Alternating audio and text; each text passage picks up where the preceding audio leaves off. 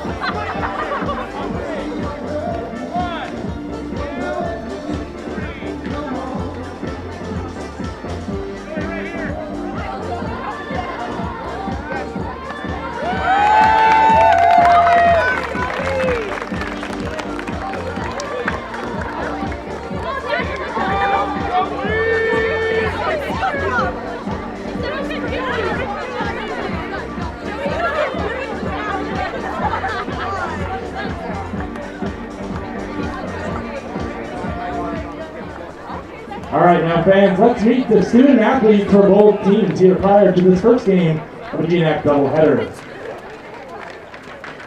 First, the non-starters for Montana State Billings, as announced by head coach Joe Yeagy and assistant coaches Brittany Fisher and Sonia McCormick.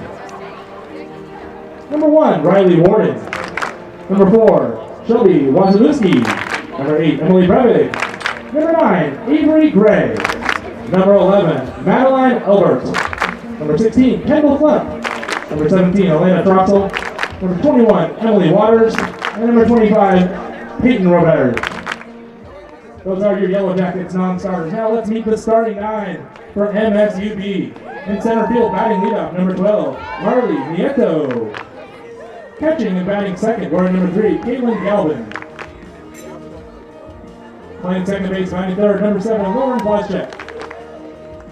At first base and batting cleanup, number 28, Jaslyn Kalahuavehi.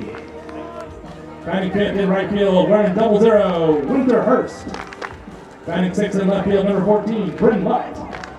Batting seventh in designated player, number 27, Ashley Akers. Playing third base and batting eighth, number 15, Grace Hood. And at shortstop, batting ninth, number 2, Kennedy Ditwick. In the circle for the Yellow Jackets, number 6, Caitlin James. Those are your Yellow Jacket starters. And now let's meet the Western Washington University Vikings. Western is led by 7th-year head coach Cheryl Gilmore and assisted by Sharina Lavazan, Leah Francis, Ashley Jacobson, Hana Kohira, and our great athletic trainer, Thomas Silverberger. Here are the Viking non-starters in numerical order. Number 3, Rachel Traxler. Number 5, Gracie Houston. Number 9, Kiana Kong. Number 10, Emily McCutcheon. Number 13, Joey Baker. Number 17, Evie Messina. Number 10, Haley Kim. Number 32, Alexis Slater. And number 99, Paris Delamagore. And now here are your starters for Western Washington. Batting first at the hot corner, number 8, Malia Andrews. Batting second at second base, number 15, Connie Batoy. Batting third at shortstop, wearing number 1, Haley Rapp. Catching and batting cleanup, number 38, Emma Andrew Garcia Ramirez.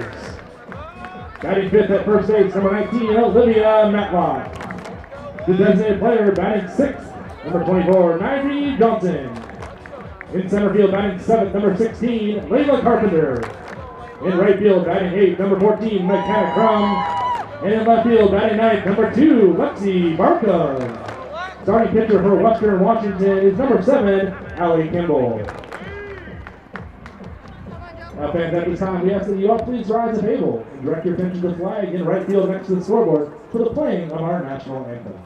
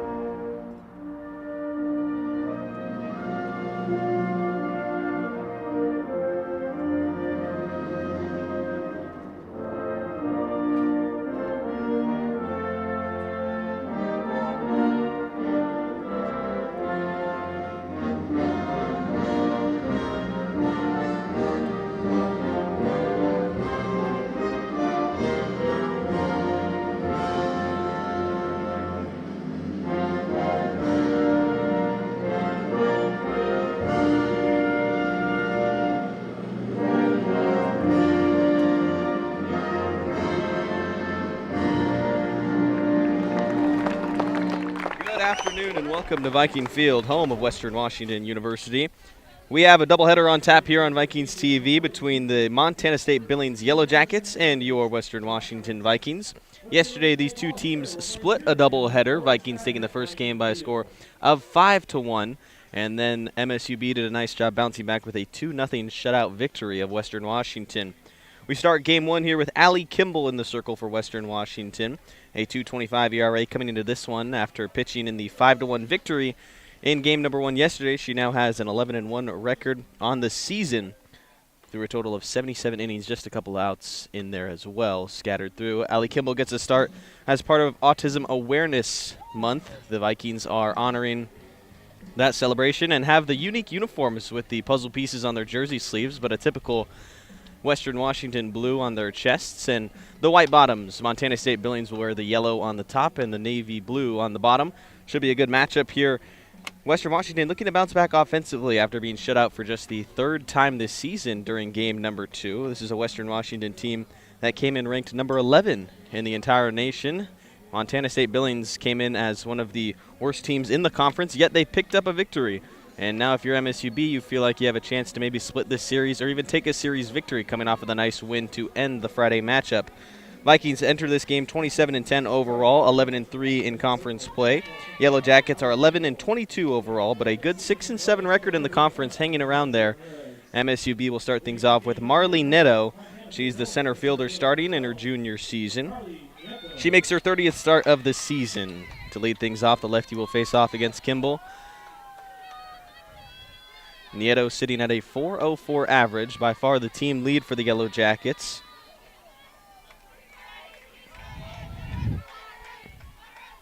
Allie Kimball will get us started as she settles into the rubber. Nieto in the batter's box. Here's the first pitch of the game. It's a taken ball number 1.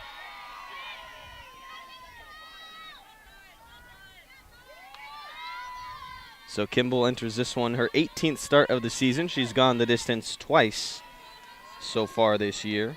Batter's hitting .252 off the righty. The pitch is strike 1. 1-1 count at the plate. Nieto, 40 hits on the season for the Yellow Jackets, 7 of them for doubles, 1 a triple, and 1 a home run.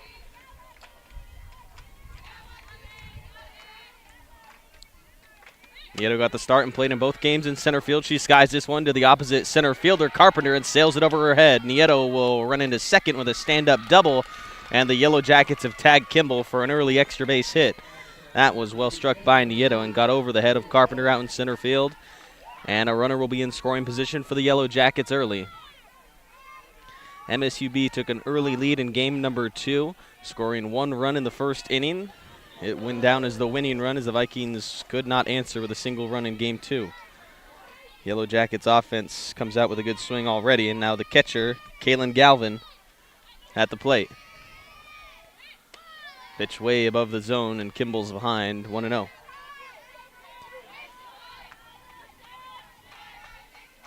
Galvin, a senior catcher, caught both games yesterday. She's catching today as well, under the lineup card of head coach Joe Yegi for the Yellow Jackets. The 1-0 pitch swung on and fouled, 1-1. Galvin hitting .292, entering her 33rd start of the season. 26 hits have resulted in 15 runs batted in for Montana State Billings. As the athletic righty catcher in the batter's box, an even 1-1 count, runner on second. Allie Kimball with no out to the first. Bunt is laid down by the catcher. Kimball will field it, throw it to first for the out, but the runner advances on the sacrifice. And a runner is just 60 feet away now from taking the lead here in game number 1. It'll bring up Lauren Blaschek, the senior, with a chance to drive in some runs. She's done that 13 times this year. Blaschek starting at second base, as we saw her yesterday, made some great defensive plays, and now the senior looks to bring home the first run of the game for Montana State Billings. The 1-out pitch is taken for ball 1.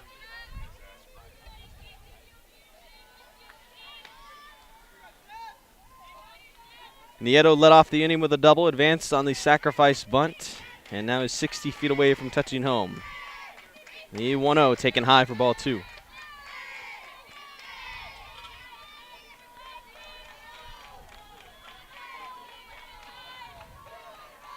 Lazchek hitting .310 as she enters her 32nd start of the year. Kimball trying to avoid early damage. A 2-0 pitch. Finds a strike zone. Strike one.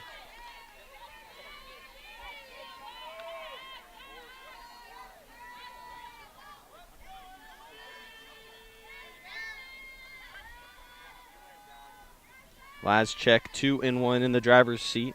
Kimball delivers a pitch. It's fouled away. We go even. Lazchek was a starter for every single game for Montana State Billings last season. Drove in 22 runs off of 155 total at-bats. Had the help of 7 home runs as part of a Montana State Billings team that has always hit the ball well. Over the fence, that is. A 2-2 pitch from Kimball with 1 out. Misses high, and we are full.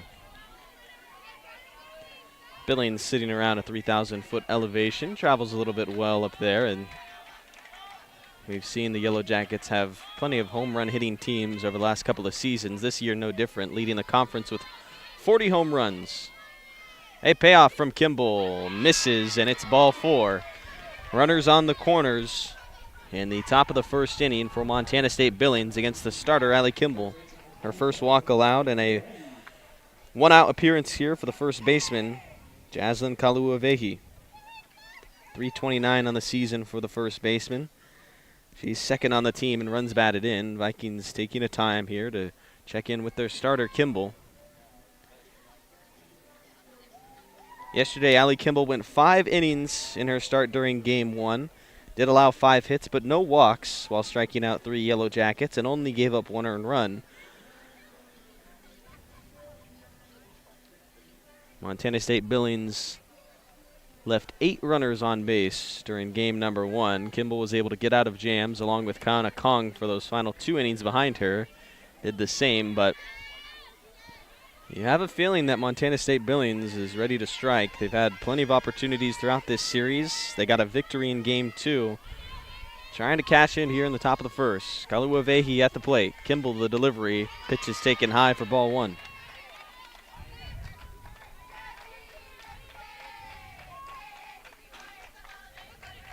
Kimball with 1 out could use the help of a double play here. Kaluavehi in a 1-0. Swings and hits this on the ground to Rath. Throw to second. Petoy over to first, and the double play finishes the inning. Vikings escape runners on the corners as they turn to a 6-4-3. It sends us to the bottom of the first, scoreless here at Viking Field.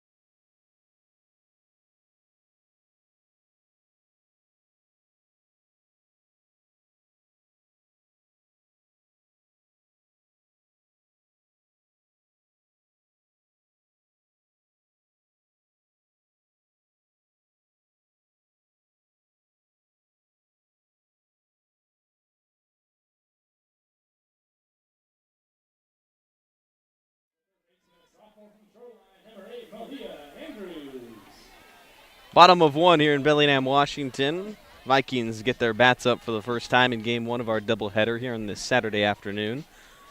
Malia Andrews to lead it off against the Yellow Jackets starter Caitlin James, who took the loss in yesterday's game number 1. She's now 3-11 on the season. The freshman has a 7.94 ERA through 72 1/3 innings.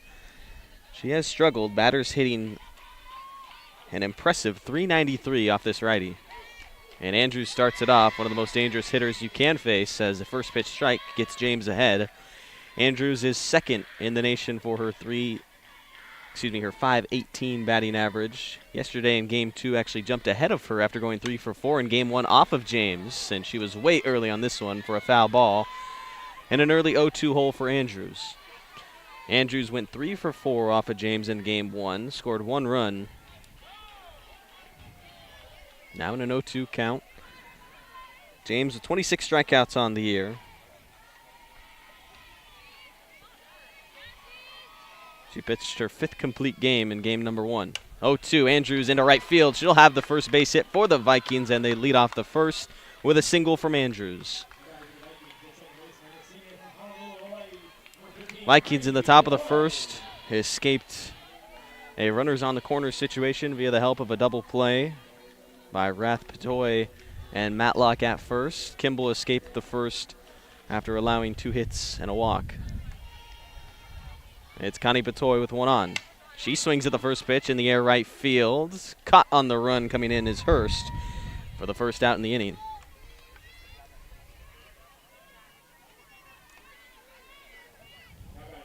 Patoy sees one pitch, gets sat down, so now Haley Rath will come up. Rath against James was 2 for 4 with 2 runs batted in, scored a run herself as well. Was seeing the righty very well yesterday. Has a runner on first as Rath swings and fouls it for strike 1.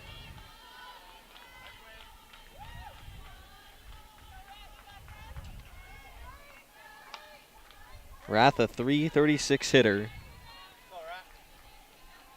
And on a team that is filled with superstars, Haley Rath is definitely one of them, although Malia Andrews is the one having the crazy season right now as she takes off towards second base and will steal it successfully. That is Andrews' 8th stolen base of the season, and she has never been caught when trying. So now a runner in scoring position for Haley Rath. And when you have players like Andrews on your team, it's hard to overlook someone like Haley Rath, who was the 2024 GNAC Player of the Year. She was the 2023 GNAC Freshman of the Year. She looks to do damage, but in an 0-2 hole, she looks at a pitch outside for the first ball, 1-2.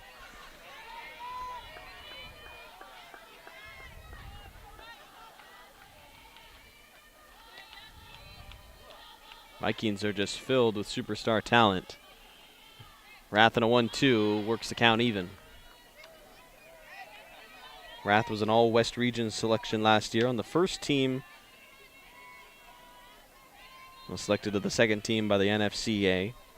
An All-American honorable mention. 2-2. Rath swings, fouls it away. We'll do it over, 2-2. Vikings struck against James early in game number 1. Scored 2 runs in the first inning yesterday. 1 out, runner in scoring position, trying to pull ahead first. James delivers a 2-2 pitch. Rath hits it on the ground to shortstop. Andrews moving to third. The throw from Dipwick to first is in time for the out. Runner moves 60 feet up towards third base, and Andrew Jeske Ramirez comes to the plate to try and knock in the first run of the game, but 2 down in the bottom of the first.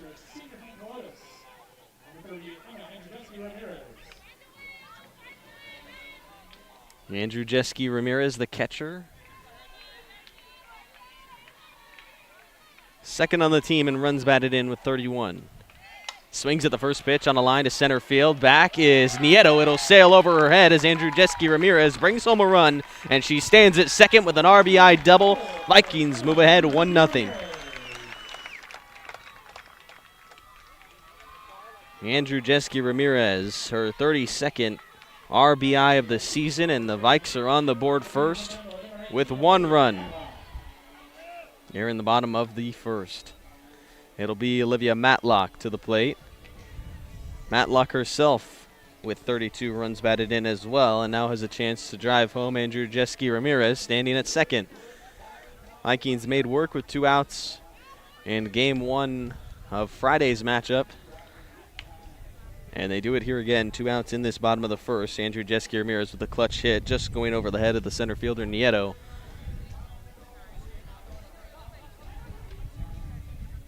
Matlock steps into the batter's box. The righty transfer from St. Martin's, her first year in a Vikings uniform.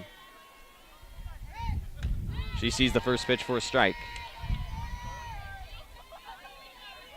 Matlock batting .289, making her 36th start at first base today.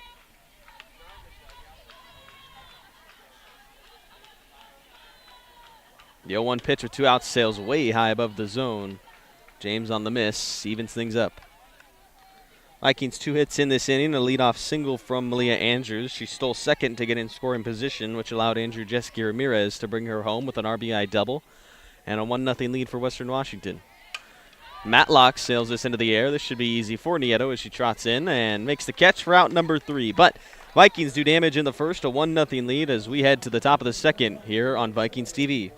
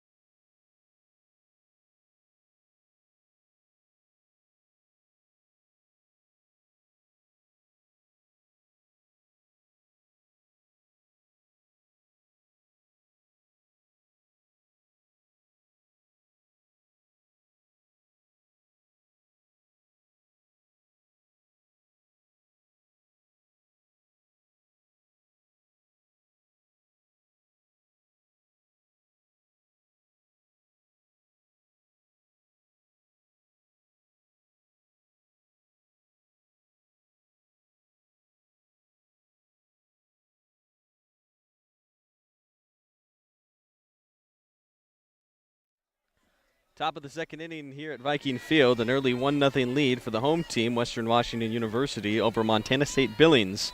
As we enter the top of the second, Allie Kimball now granted a lead after escaping and leaving 2 runners on base in the first inning via the help of a double play. It'll now be Winter Hurst to lead it off for the Yellow Jackets. The 0-0 on her back, steps into the batter's box, and the righty-on-righty begins the second. First pitch swinging, popped her up into shallow right field. McKenna Crum, who's getting the start today, makes the catch. Did not see Crum at all in either of the 2 games yesterday, but makes a start in right and makes the catch to get the first out in the second inning. The power-hitting Bryn Lucht will come to the plate. The sophomore left fielder batting .355 in 2025. First pitch swinging, misses on it. And Kimball is ahead 0-1. Lucht making her 34th start of the year. Has not missed a game for Montana State Billings this season. A GNAC leading 12 home runs for her. Did not see the power flash too much yesterday, although saw some great at-bats. Allie Kimball particularly struggled to get out Bryn Lucht in game number 1.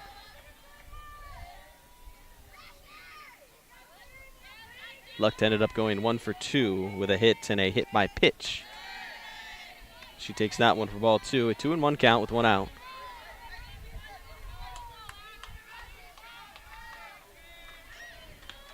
MSU B and WWU playing for the first time in 2025 here over these 4 games.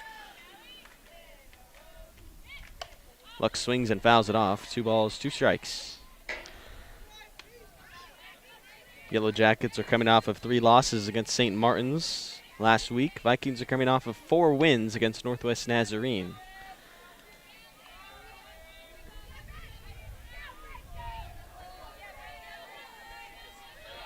MSUB as a team, a .311 average. Facing the Vikings pitching staff that has the best ERA in the conference. Another foul ball from Lucht.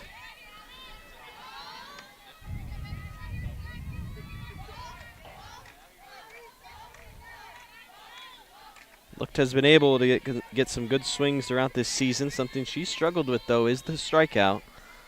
Allie Kimball, not necessarily your strikeout pitcher, but looks for a pitch here. Fouled away by Lucht.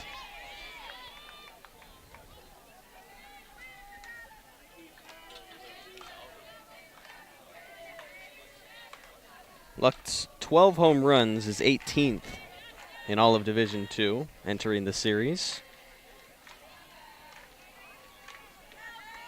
Not only that, she's also brought in 28 runs. A 2-2. Swing and a miss. Lucht goes down on strikes, and Kimball has her first K of the game with a strikeout. 2 up, 2 down so far in the second, with Ashley Akers coming to the plate. Kimball entered the matchup with 46 strikeouts to 14 walks. Gets her first strikeout of the game. She's allowed 1 hit and a walk so far in the start. After a scoreless first, has 2 down in the second. Vikings with a 1-0 lead after an RBI double from Andrew Jeske Ramirez in the first. Akers starting at the designated player spot where we saw her all of last 2 games. She soars a ball into left field. Lexi Barcombe standing still will make the easy catch, and it's a 3-up, 3-down inning for Allie Kimball and the Vikings. We'll head bottom 2. Vikes up 1-0.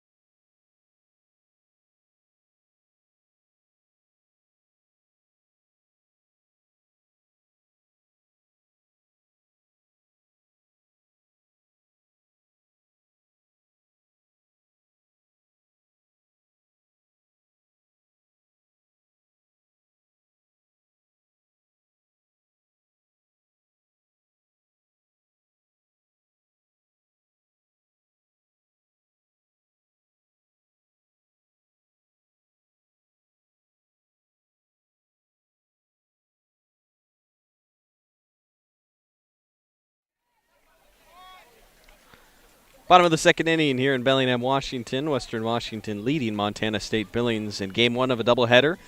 Vikings won Game 1 yesterday, 5-1. Lost Game 2, 2-0. Here in the bottom of the second, it'll be the 6, 7, and 8 hitters coming up for Western Washington, led off by Nyree Johnson. As we get our first look at her in this series, Johnson, a true freshman, taking the designated player spot. As Paris Delamagori heads to the bench, she'll swing and chop the first one to third base. Out. Hood will throw it across to first and make an easy out. Grace Hood on the 5-3 putout retires Johnson on just 1 pitch.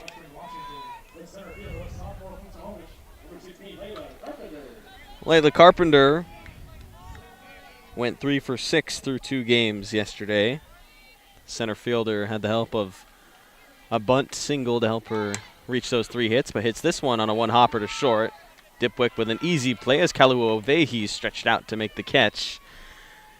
And 2 pitches, 2 outs in the inning for Caitlin James.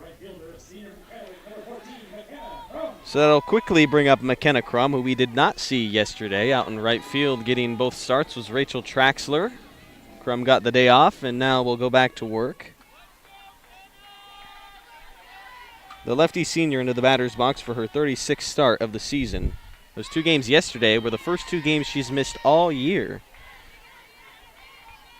as she was just one of 4 Vikings that had played every single game as a starter entering the matchup yesterday.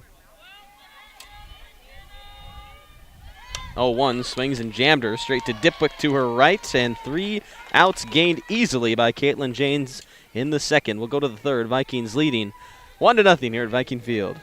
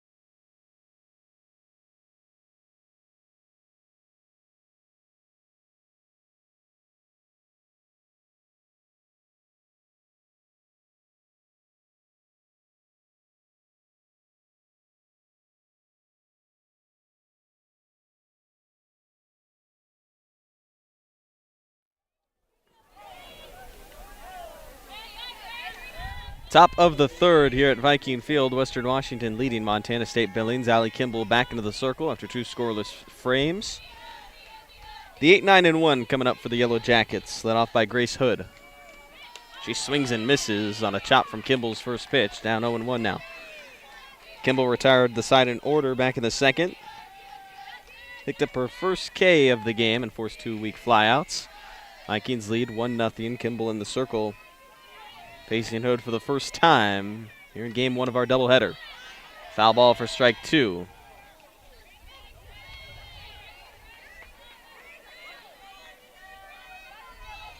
Hood to start on the hot corner at third base. Saw Avery Gray start there against Kimball yesterday. Hood came into the game as a pinch hitter to face off against Kiana Kong. So seeing Kimball here for the first time.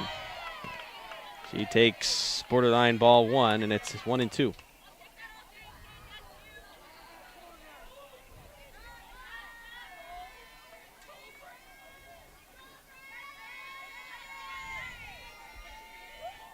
And freshman Hood swings and pops it up.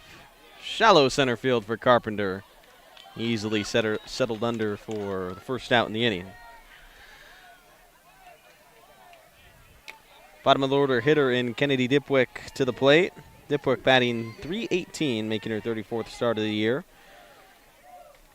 Just a true freshman, but has played every single game for Montana State Billings.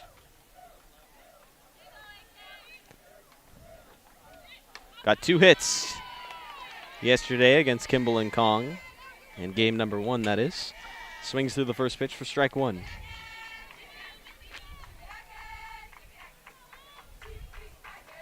Dipwick trying to reach ahead of the leadoff batter, Marley Nieto, waiting on deck. She swings, weak contact, left field. Rath is called off by the charging Barkham for the second out in the inning. Kimball forcing some weak contact flyouts throughout these last 2 innings. 4 of the last 5 outs that she has gained have come via a weak flyout. The outfield defense cleaning her up behind it. Now faces the top of the order hitter, Marley Nieto, who led off this game with a double. Was stranded on third base. And she takes strike 1. She reached on a double in that first, was sacrificed over to third on a bunt. Vlaschek reached on a walk, putting runners on the corners when Kimball forced a ground ball double play from Kaluavehi. 0-1 pitch to the lefty. Nieto on the ground, Patoy to her left at second, gathers it, and an easy toss to first. For another 1-2-3 inning by Allie Kimball in the circle. Vikings hold their 1-0 lead when we go to the bottom of 3 here in Bellingham.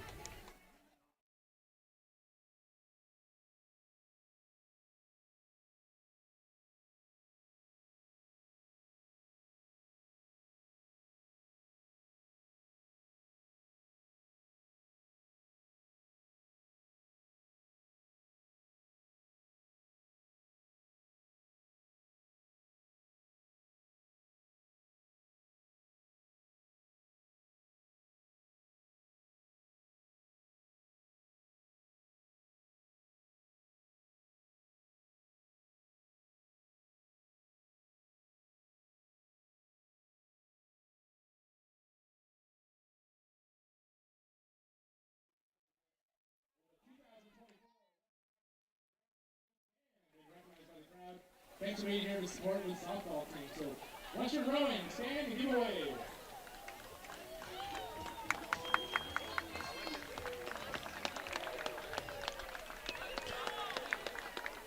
Bottom of the 3rd here at Viking Field. Western Washington leads at 1-0 over Montana State Billings. For the bottom of the order coming up in the 9-hitter, Lexi Barkham. Then we'll flip things over to Malia Andrews and Connie Patoy. Barkham, the lefty bat, making the start in left field. It's where we've seen her for 32 starts this season. Barkham takes the first pitch for a strike from James. James 1 earned run through the first 2 innings. In game number 1, she pitched 6 innings, allowing 11 hits. Gave up 3 earned runs, 5 total, as Barkham fouls it back. And it's 0-2. James did not walk a batter, did not strike out any Vikings.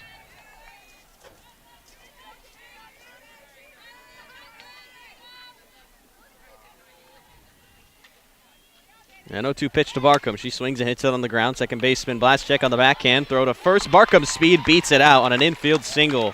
Lexi Barkham flashing the boots as she goes to first on an infield hit to reach ahead of the top of the order hitter, Malia Andrews. 21st hit of the season for Barcombe, as now Andrews, who reached on a single to start off the Vikings offense. Her last time up came home to score after stealing second.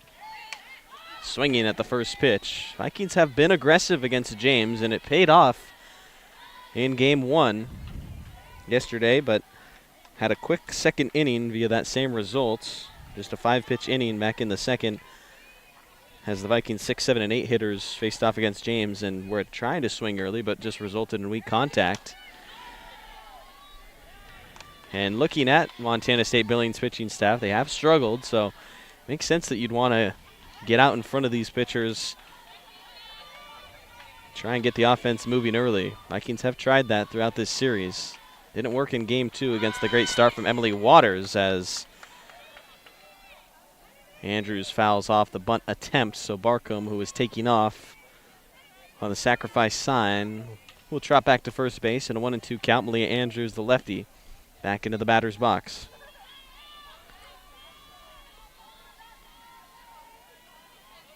Here's James's pitch. Andrews swings and fouls it on a late chop out of the reach of the left fielder, Lucht, in foul territory.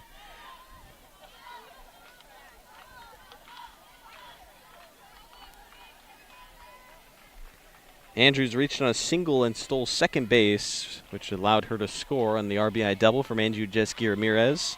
Vikings plated their 1 run with 2 outs in the first. No outs here in the third, and a runner on first. Andrews on the ground. Blaschick at second, only has a chance for 1 on an underhand toss to first. Barcombe will move over to second for the first out of the game.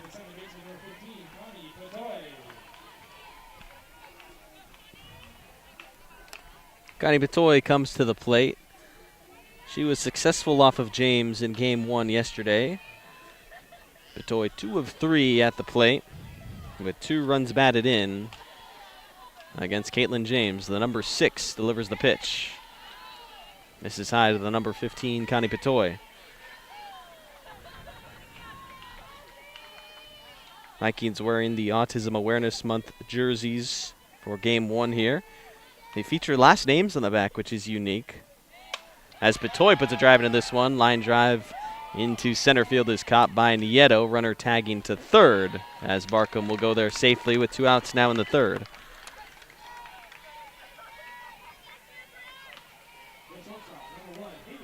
Haley Rath trying to get something here with 2 outs. Vikings brought a run home with 2 outs in the first, as we mentioned, and now Rath, who grounded out to shortstop her last time up, has a runner 60 feet away from home in Lexi Barcombe. Barcombe reached on the infield single to start the third. James delivers a 2-out pitch to Rath. She swings it on the ground, third base, foul ball. Just past the diving Hood at the hot corner, and just a foul ball. So Rath will take strike 1.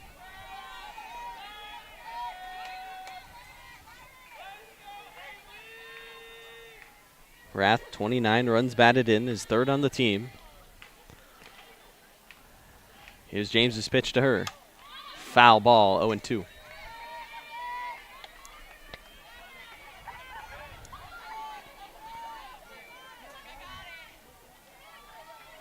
Rath had the 2 RBI against James yesterday, but also left 4 runners on base, so she could have done even more damage. As an 0-2 is straight into the glove of Grace Hood at third base for the out. And that's how it will retire the Vikings in the third. 1 stranded as we go to the 4th inning. 1-0 lead for Western Washington University.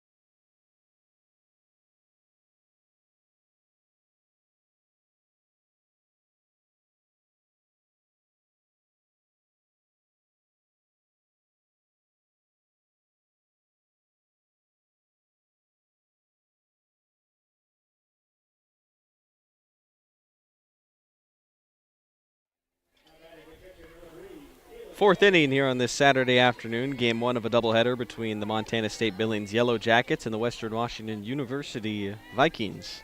A 1-0 lead for the home team. Allie Kimball, the starter, back into the circle. 3 innings pitched so far for her, and she's faced the minimum over the last 2. Gave up a single and a walk in the first inning, hasn't allowed a base runner since. And now Galvin, who laid down a sac bunt in her first trip to the plate, looks at strike one. 2-3-4 hitters due up for the Yellow Jackets, led off by the catcher Galvin. In the batter's box, 0-1 delivery from Allie Kimball from the circle. Has popped up foul. Catcher Andrew Jeske Ramirez and Matlock both running towards it, and Matlock on the run makes the catch. Just scooping it down there, and a great defensive play. Hustling all the way from first base. Matlock makes the grab.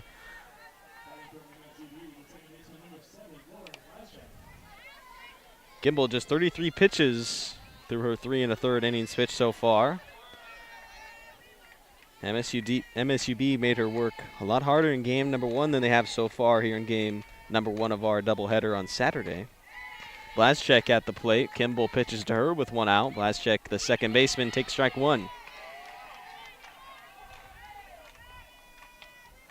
Blazchek worked a walk in the first inning, but was left on, or excuse me, was part of the double play that stranded the runner on third to end that first inning. Vikings 1-0 lead as Blazchek takes ball 1.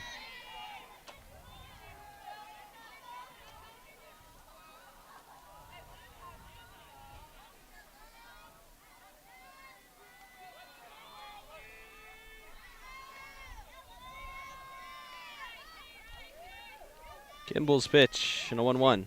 Swung on and hit foul for strike 2. Kimball, an all-GNAC honorable mention last year, was part of the all-NCAA tournament team and was an NFCA National Freshman of the Year finalist. She went 24-4 last season with a 1.41 ERA in 38 appearances. Pitched almost 170 innings for Western Washington. And a big part of her impressive freshman campaign was the NCAA tournament. She pitched a 7-2 record during the Vikings run. Made 13 appearances with a 1.66 ERA over NCAA tournament games. 2-2. Fouled away from Blazchek. Kimball is used to performing when it comes to playoffs. You think all the way back to her Peninsula High School days. She was a 3A state champion in 2023. Came up clutch as a pitcher and a hitter during that 3A run. As Blazchek just pokes this off foul and stays in a 2-2 count.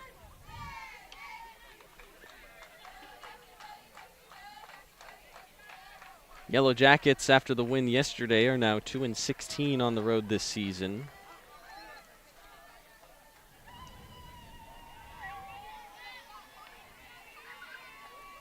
After being selected to finish last in the GNAC preseason poll, the Yellow Jackets are 6-7 against conference opponents. 2-2 pitch from Kimball. Blazchek on the ground to Petoy. Down to her knees and gets up to throw to second, or to first to Matlock for the second out in the inning.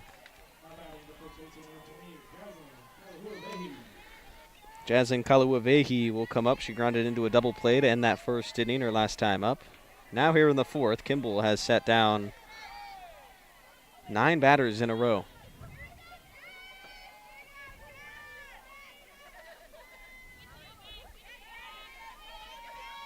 The pitch to the first baseman is looked at for strike 1.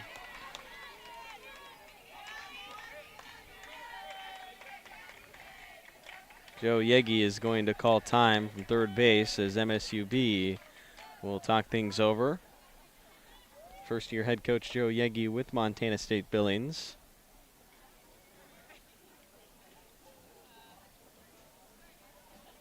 MSUB this season returned 13 players from 2024. Lauren Blazchek is their only all-GNAC selection. Excuse me, they had 2 all-GNAC selections, Blazchek and Caitlin James.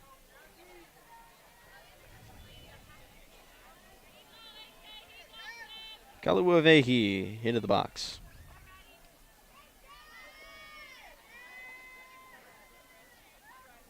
After the MSUB timeout, a pitch is fouled away by the first baseman for strike 2.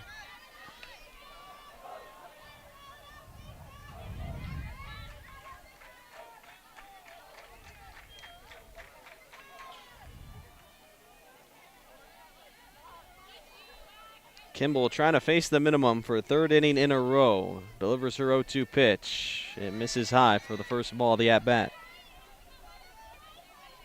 3 up, 3 down in the 2nd and 3rd. 2 up, 2 down so far in the 4th for Kimball as she has found her rhythm against this Yellow Jackets team. Holding on to a 1-0 lead here in the top of the 4th. The 1-2. Taken inside.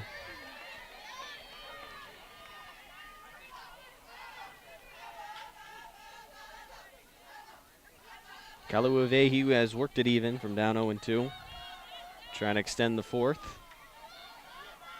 Winterhurst on deck for MSUB. Kimball's 2-2 pitch. Taken high for ball 3, and it's gone full.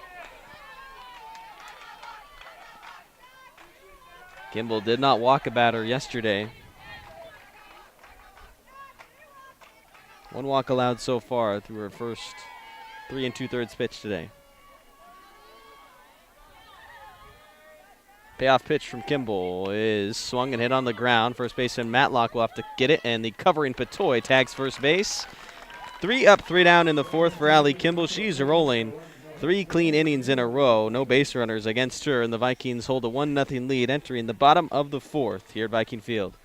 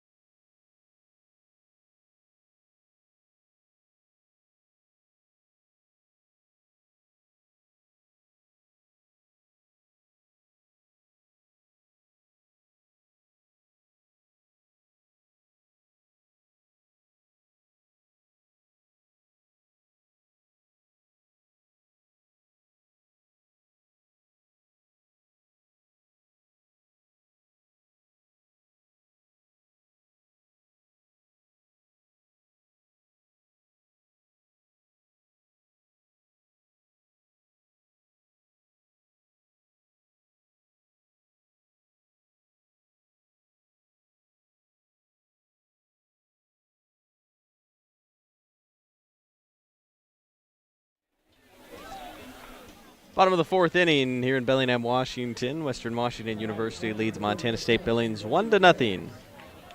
Bottom of the 4th will be the heart of the order for the Vikings. Emma Andrzejewski Ramirez, the catcher, leads it off. She had the RBI double.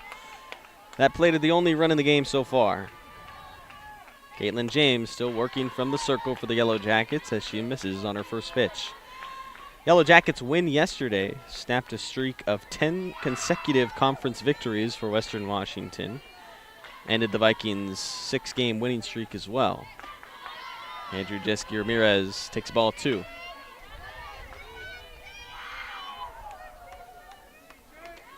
Vikings were the unanimous selection to place first in the GNAC preseason poll. Returned all but 2 starters entering 2025 from last season's World Series team.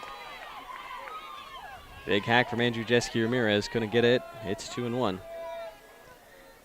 Key losses were Taylor Karami and Ashley Jacobson as the starters. Jacobson is with the team now, coaching first base, in fact, where she used to play defense on the other side of things when she was wearing a uniform. As this is hit on the ground for foul from the catcher. 2-2. Also lost Emily Paulson and Hanako Hirai. A couple of seniors in the starting lineup today for Western Washington, so you feel like this is a good year to try and go for it. Connie Patoy, Andrzejewski Ramirez, McKenna Crum, and Lexi Barcombe all in their final seasons. This is on the ground, foul by Andrzejewski. It was a close play there at third, but they'll say traveled past the line before it passed third base. She's already got 1 double here in game 1 off her 1 hit. 2-2 to lead off the 4th. Jammed her up into the infield. Blazchek there at second to make the catch. And the first out gained in the 4th. Bring up the first baseman, Olivia Matlock, 0 for 1. She's been quiet in this homestand.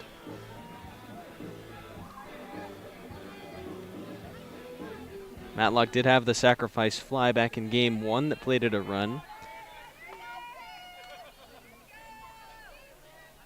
Her and along with the rest of the Vikings offense couldn't make much noise in game 2 against Emily Waters, who we will likely see in game 2 today, as well as Joey Baker for the Vikings, who will look to bounce back after only going 3 innings in her start yesterday. Kiana Kong had to come in to pitch the final 4. 0-1 to the first baseman, Matlock. She fouls it off as she was out in front of it.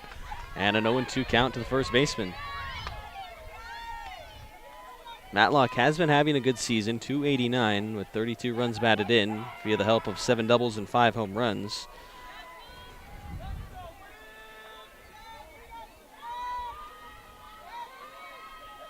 Here's an 0-2 pitch from James. Matlock chases it in the dirt, and she's down on strikes for 3 pitches.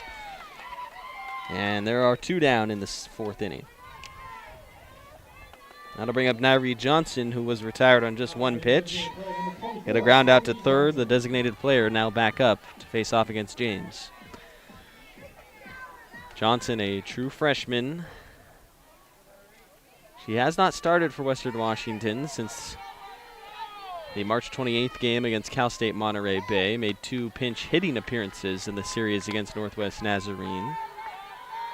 Went 0 for 1 at the plate in both of those tries. She's 0 for 1 today. Overall on the season, batting .250, making her 17th start of the year. She's ahead 2-0.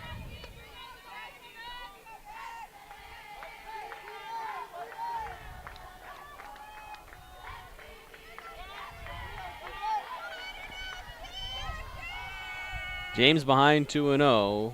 2 outs, delivers a high strike 1. Johnson out of Linwood High School. Had connections to Cheryl Gilmore before coming to Western Washington. 2-1 goes back off the glove of the pitcher, James. Blaschek bobbles it at second. Johnson is out on the throw as the Yellow Jackets recover on defense, and it's a 1-2-3 inning for Caitlin James. Vikings still just leading 1-0 as we go to the top of the 5th here in Bellingham, Washington.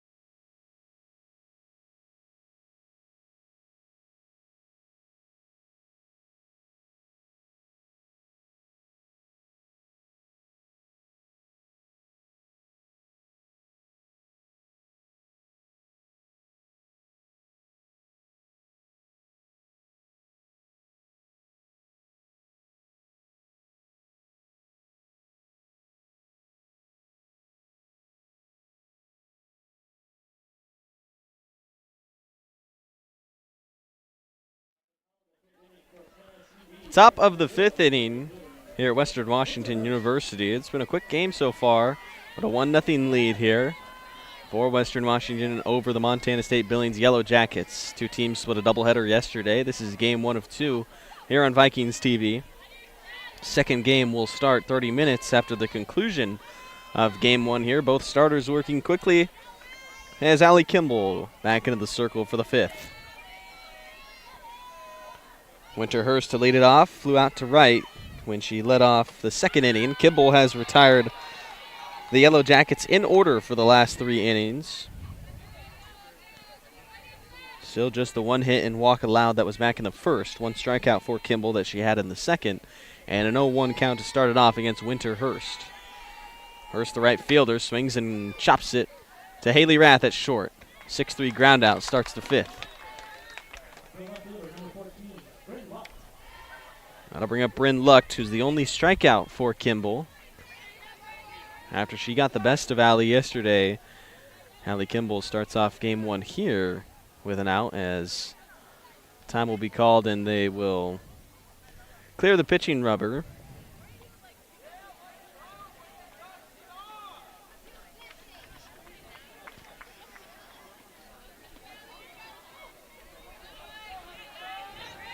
So 1 out as Kimball steps onto that freshly cleaned rubber. Lucked in the batter's box and a righty on righty. 1 down in the 5th. Kimball misses high for ball 1.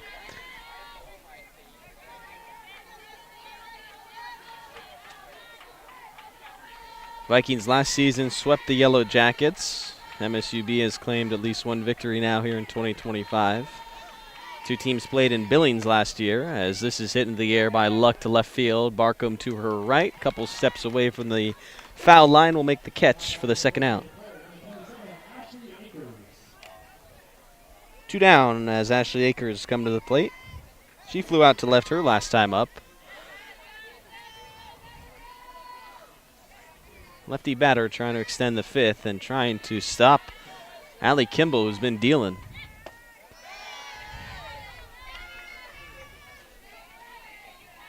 Kimball in game number 1 had a start that still resulted in a win, but probably isn't one that she would say was her best outing. Today, though, has really found a groove against the Yellow Jackets.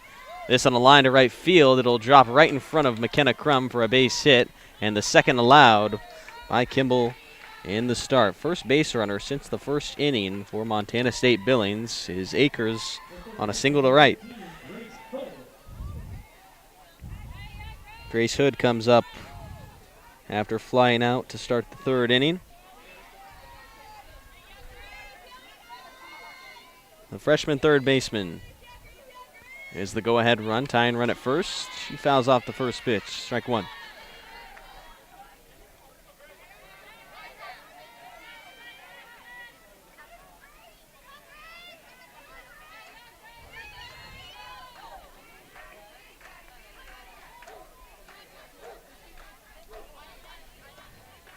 Kimball's 0-1 with 2 down. Taken low for ball 1. Yellow Jackets have already improved compared to last season's 9-38 finish. They only won 2 conference games in 2024. Joe Yegi leading the Yellow Jackets to 6 conference wins so far, 11 overall wins. Strike called, 1-2. Grace Hood, part of the recruiting class brought in from Big Sky High School, where she was an all-state selection as a senior. Her junior season was the Western Montana Offensive Player of the Year. Takes it high, and she's in an even 2-2 count.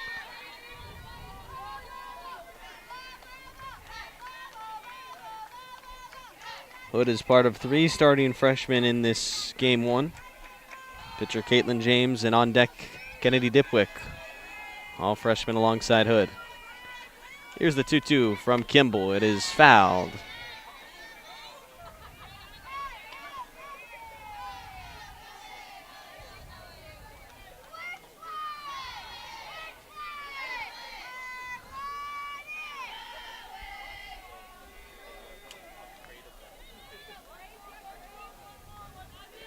Even count with the tying run at first.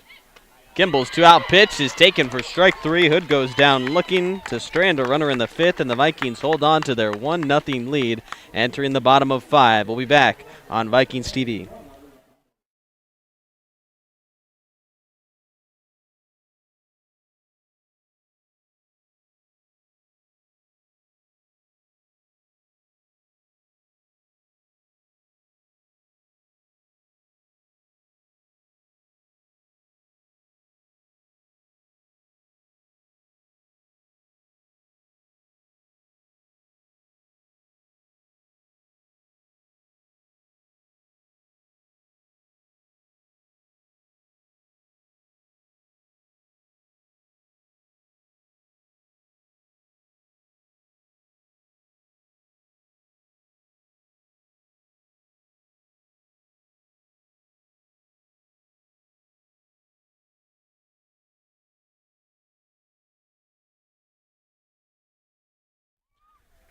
Bottom of the 5th inning here on the campus of Western Washington University. It's a 1-0 lead for your home Vikings over the MSUB Yellow Jackets.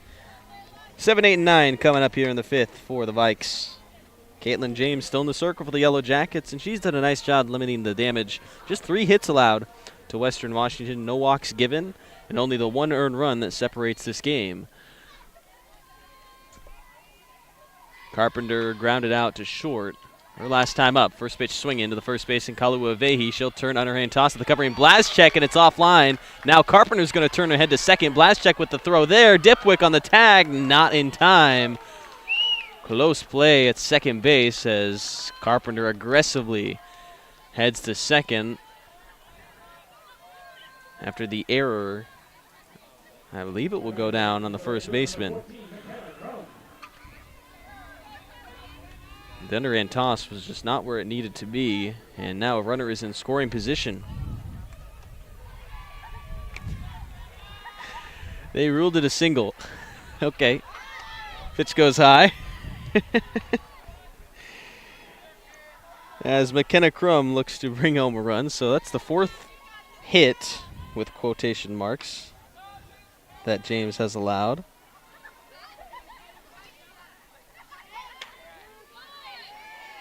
Pitch is taken for a strike as Carpenter was just easily advancing to third. No throw from the catcher Galvin, so a stolen base from Carpenter. Official ruling on Carpenter's reaching was a single and then an advance on the error by the first baseman. So now just 60 feet away after the stolen bag for Carpenter. Crum pops it foul for the 2nd strike.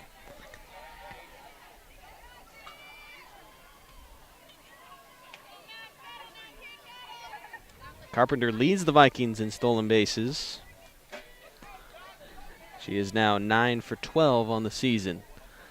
Crum looking to double the lead. 1-2 on the ground, up the middle, past the diving Blazchek. It brings home a run, and the Vikings lead 2-0 off an RBI single from McKenna Crum. Her first hit of the series and her first start against the Yellow Jackets this season, and it's 2-0 Western Washington. Lexi Barcombe in the bottom of the order reached on an infield single her last time up. 2 hits in the inning for Western Washington. No outs gained for the Yellow Jackets defense and Caitlin James as they will take time. Vikings looking to have a big inning. The offense came out swinging well in the first, struggled in the 2nd, 3rd, and 4th. Now here in the 5th. 2 base hits and a runner on first for Barcombe, who's already reached today. Barcombe, when she reached in the 3rd inning on her infield single, was eventually left on base. James will stay in the game and continue to work. Riley Warden, I believe, is the pitcher. Or no, it's Avery Gray warming up for the Yellow Jackets in the bullpen. Saw her start at third base, a 2-way player. Barcombe, a swinging bunt, will lay it down and perfectly get it. Little slap chop for Barcombe for her 2nd hit of the game. Haven't done it the hardest way for Western Washington as far as the swings go, but they've got 3 hits in the inning, and now 2 are on. Vikings entered this inning with 3 hits in the game. They have matched that in just this inning without recording an out. A 2-0 lead against the pitcher Caitlin James as Andrews hits a foul tip back for strike 1.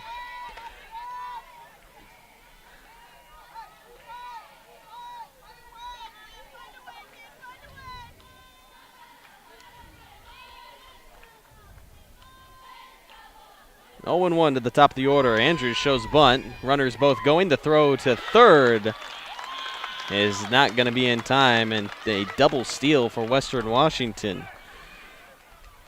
You have that bottom of the order speed, and they've utilized it. Carpenter stole a bag and came home to score, and now Crum and Barcombe stealing 2nd and 3rd both, and there's 2 in scoring position with no outs. Yellow Jackets and Joe Yegi will come out to talk to them as they try and limit the damage to just 1 run here, but that's going to be a tough task for Caitlin James and the Jackets defense.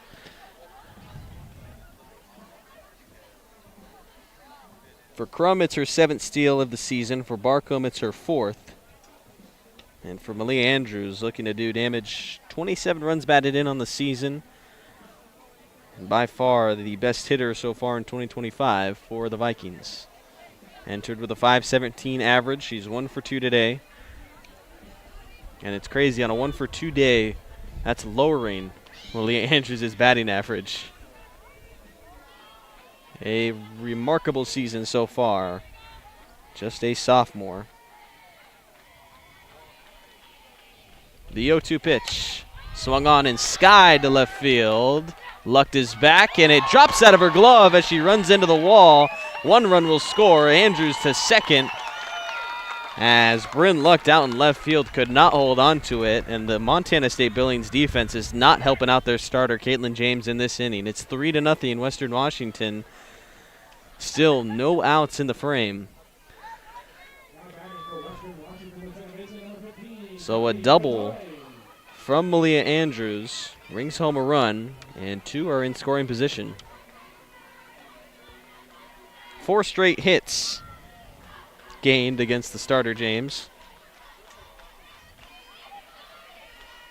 As Connie Patoy, who's 0 for 2, looks to explode this inning for Western Washington.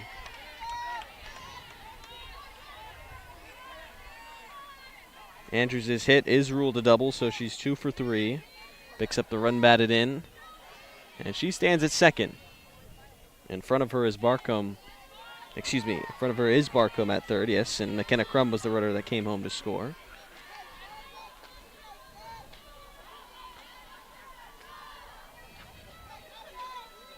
Two and 0 driver's seat for the second baseman, Patoy.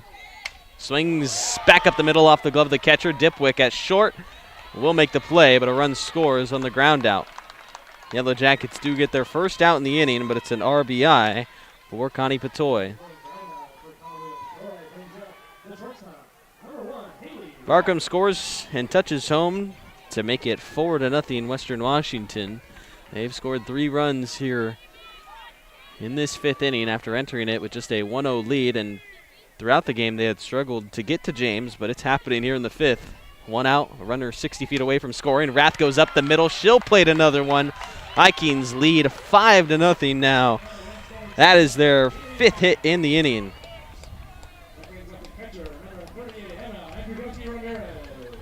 Vikings are coming out aggressive, swinging at early pitches, and it's finally paid off here in the 5th. 4 singles and a double for Western Washington.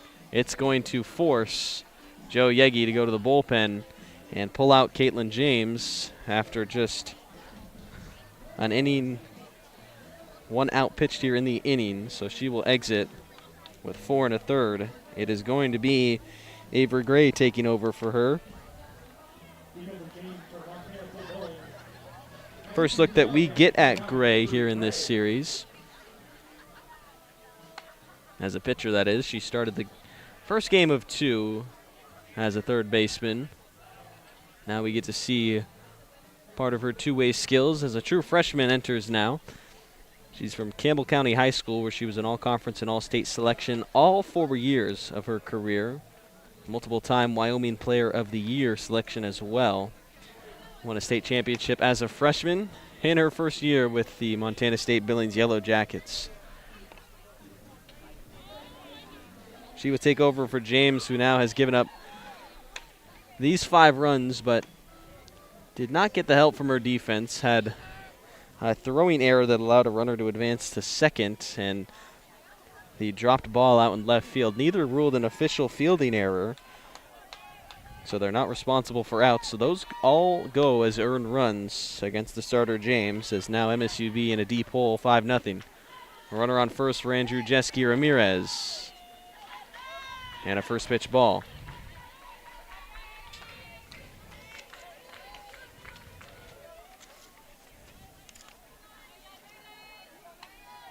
Gray making her 13th appearance of the season. She has struggled so far for MSUB. She has allowed 18 runs, 18 earned runs, 24 total runs against her. Pitching an ERA above 15. Check swing. Andrew Jeske Ramirez goes around for the strike. 0-4 record for Gray in the circle. 1 save for her on the year. Batters are hitting .438 against the righty. The 2-1 is fouled off by the catcher. MSUB entered this game with the worst ERA in the conference, set at .865. Also gave up the best batting average to their opponents, .378. Entering the series here with Western Washington. 2-2 pitch from Gray. Andrew Jeske Ramirez looks at it. Runner taking off. Rath slides down to second as the throw trails into the left center corner, and Rath is going to advance to third. And Rath might be shaken up as well.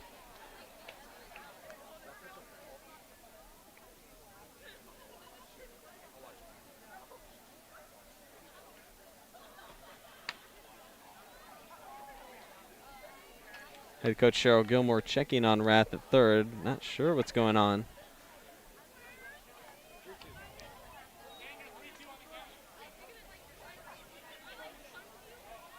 So it'll be a stolen base and then an advance off the throw, and Rath is fine.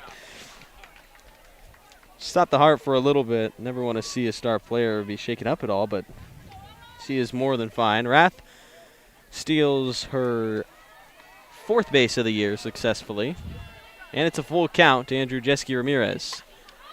Popped into the air to center field. Nieto makes a catch. Rath tagging up. She drops it actually into the outfield, and oh my goodness, Little League defense being played by the Yellow Jackets in this inning. It has been horrendous. Yagi asking if it's an out. We'll see what the ruling is. Andrew Jeske Ramirez is at first, so they're going to say runner is out, and she dropped it on the transfer, so it is still a run scored as Haley Rath touches home safely, and it's 6-0. It'll go down as a sacrifice fly. And Olivia Matlock is at the plate with 2 outs. 5 runs have come home in the inning. 5 hits by Western Washington. Matlock rolls this over, foul. There was a leadoff single by Layla Carpenter that was hit to the first baseman Kalua Vehi, who messed up a throw to Blaszczak. Carpenter then went to second, later stole third, as McKenna Crum then sent her home on an RBI. Lexi Barkham picked up a single to put 2 on from Aaliyah Andrews, who hit a double, bringing home a run. Connie Patoy hit a ground out that scored another run. Haley Rath had her RBI single. And then the sacrifice fly from Andrew Jeske Ramirez. It's 6-0 Western Washington. Check swing. Matlock goes around for the second strike. Second batter that Gray has faced.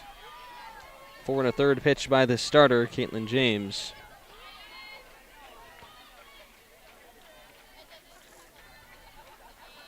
That one bounces in the dirt for ball 1.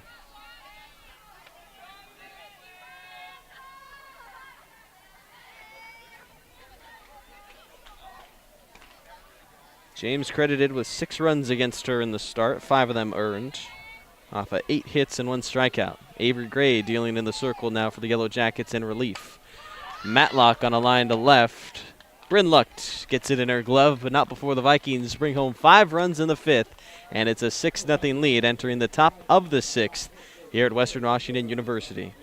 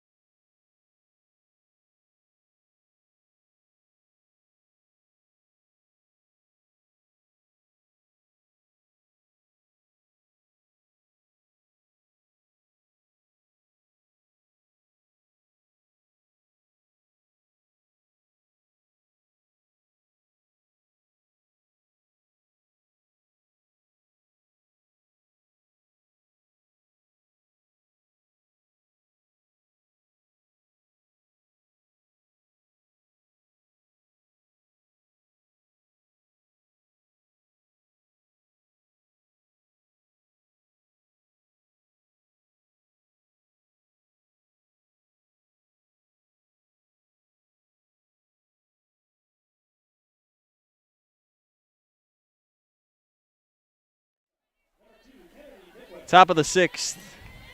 This is Vikings TV, and if you missed the 5th inning, you missed 5 runs by Western Washington. It's now 6-0 for the home team, leading over the Yellow Jackets. Allie Kimball granted a generous lead now, entering her 6th inning of work against Kennedy Dipwick. Shortstop sees the first pitch high for a ball. Vikings had 5 hits, one of them for extra bases in that 5th inning.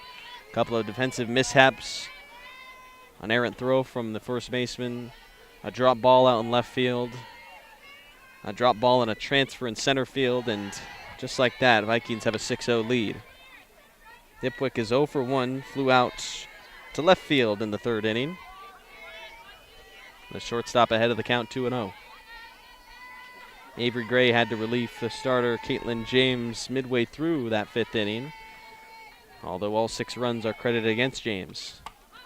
This one jammed her on the inside. Connie Batoy at second base, striding to her right, makes the catch for the first out in the 6th. And Allie Kimball has been great in this start. 61 pitches so far through 5 1/3. Only 2 hits allowed and 1 walk with 2 strikeouts.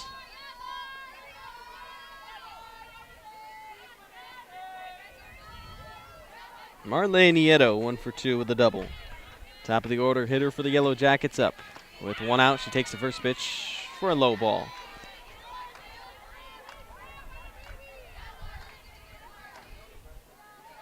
Nieto picked up her 8th double of the season when she led off the game against Kimball with a straightaway double over the head of Layla Carpenter in center field. Offered at that one, but pulled it back for ball 2.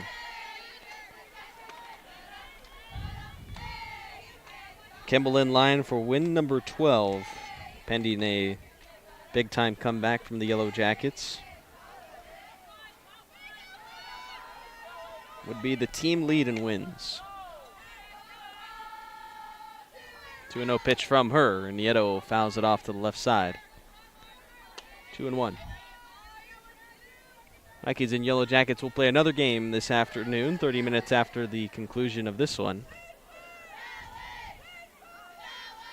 Right now the series even 1-1. Vikings a 5-1 victory on Friday and a 2-0 loss in game number 2. This is popped up back foul for strike 2.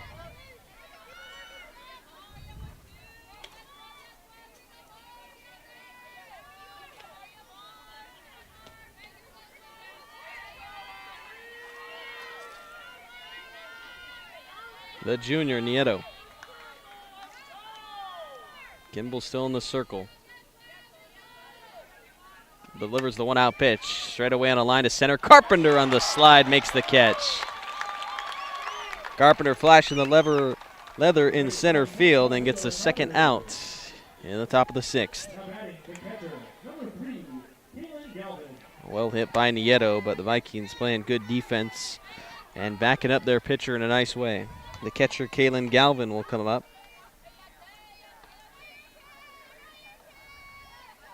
Kimball has allowed just 1 base runner since the 1st inning. It was a single in the 5th.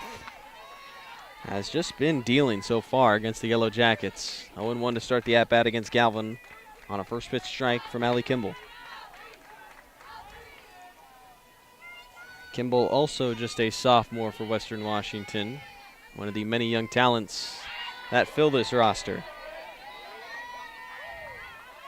Sophomores Malia Andrews, Allie Kimball. You have the junior and Haley Rath. Olivia Matlock still in her junior season. Layla Carpenter taking over in center field as a sophomore. 1-1, early swing for strike 2.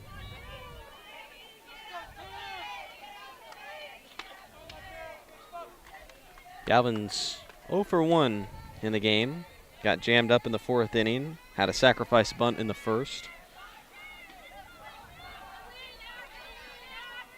1-2 count with Blazczyk on deck.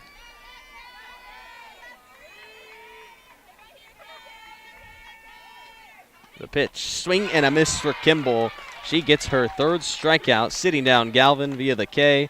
1-2-3 6th inning on a shutdown inning for Kimball. Vikings will come back up. The bats are hot. A 6-0 lead entering the bottom of 6.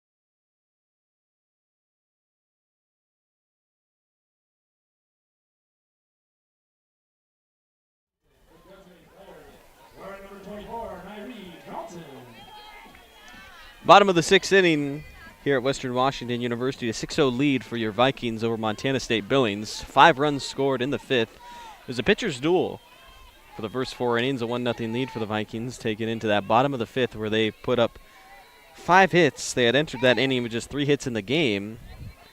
It was led off by Layla Carpenter, almost batted around, as now you have Nairee Johnson starting things off in the 6th with Carpenter on deck. Johnson is one of 3 Vikings who have not reached today. Matlock, Johnson, and Pintoy, the only ones yet to touch a base. Johnson, the DP, has grounded out both times.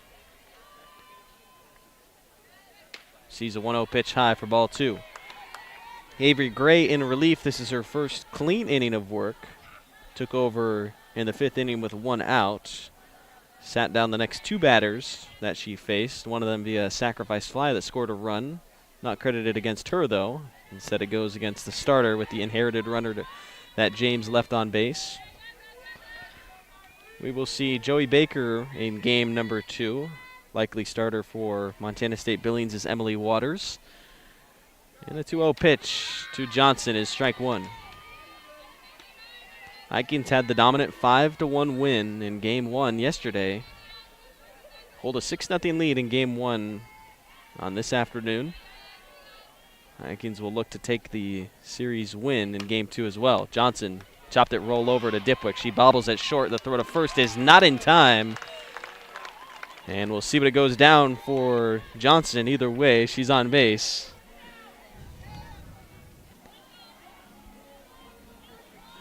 Defense has not helped out Montana State Billings pitchers so far in this game.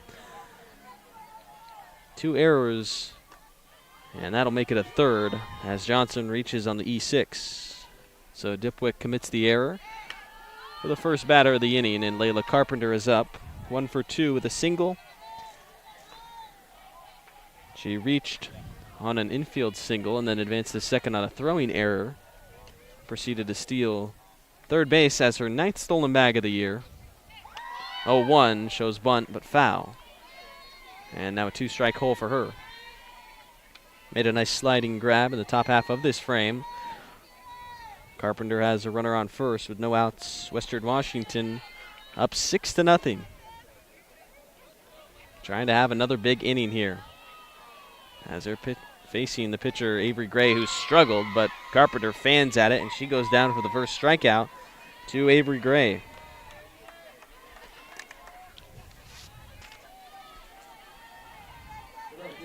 Gray entered this game with just 7 strikeouts through 13 innings pitched as part of that above 15 ERA.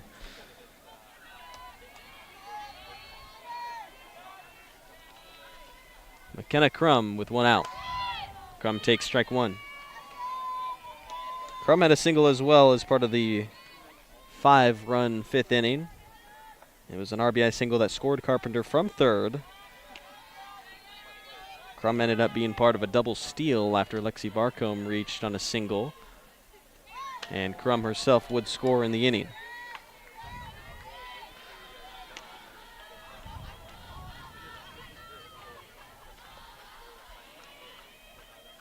One and one to the right fielder after not seeing her yesterday. Rachel Traxler got both starts in right field. The lefty Crum swings and misses for strike 2. Overall 1 for 2 on the day for McKenna. Lexi Barcombe, who's got 2 hits, waiting on deck. Runner on first is Nairee Johnson. Crum rolls it to first base. Kalua Avehi will step on her bag. No throw to second for the second out as the runner Johnson advances. Unassisted ground out for McKenna Crum puts a runner in scoring position for the bottom of the order hitter, Lexi Barcombe. 2 singles in the game for Barcombe, a steal and a run scored. Vikings 6-0 lead. Top of the order, Malia Andrews on deck. First pitch taken for the first ball.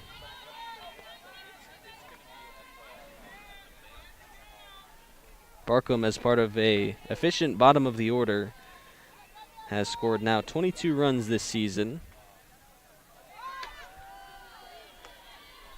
Picked up her 4th stolen base as well in 6 tries. She's in the driver's seat of this count, 2-0. Avery Gray working in her first clean inning. Has a runner in scoring position, drops in the strike, 2-1. Inning would be over without the error at short.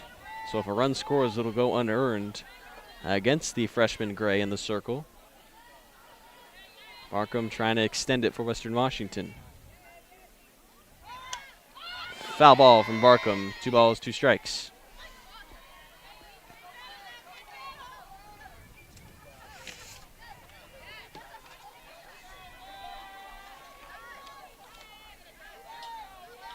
Following this series against MSU, Vikings will be on the road against Central Washington for 2 doubleheaders next weekend. Friday and Saturday matchups scheduled against the Wildcats in the rivalry. Barkham with a foul ball. She'll stay 2-2.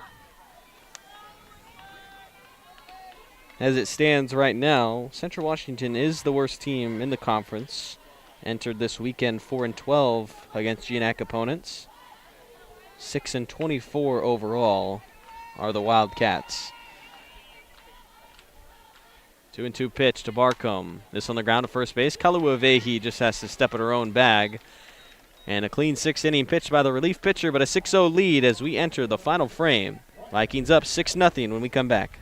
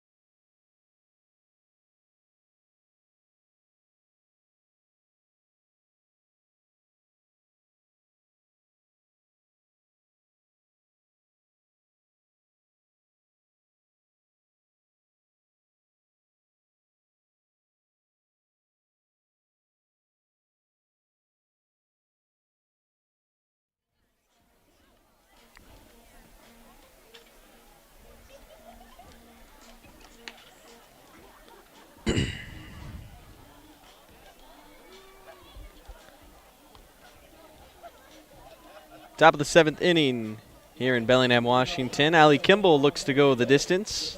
A 6-0 lead for the Vikings over Montana State Billings and the Yellow Jackets. Kimball has only pitched 3 complete games in 17 starts this year.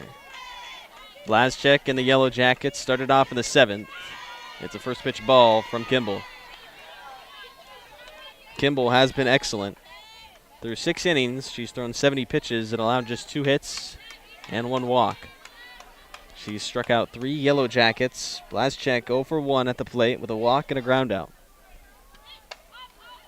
That one popped up into the infield. Haley Rath to her left from short will make the catch for the first out. 2 to go for Western Washington to try and pick up a Game 1 victory.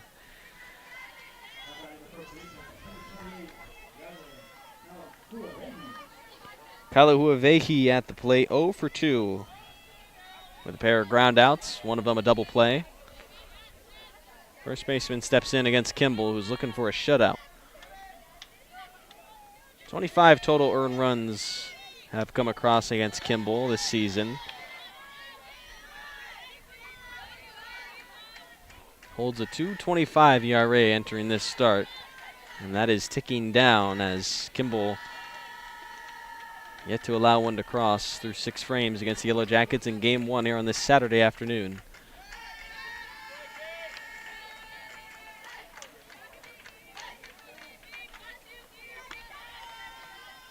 .47 of Kimball's 72 pitches have gone for strikes, but she's behind 2-0 to the first baseman.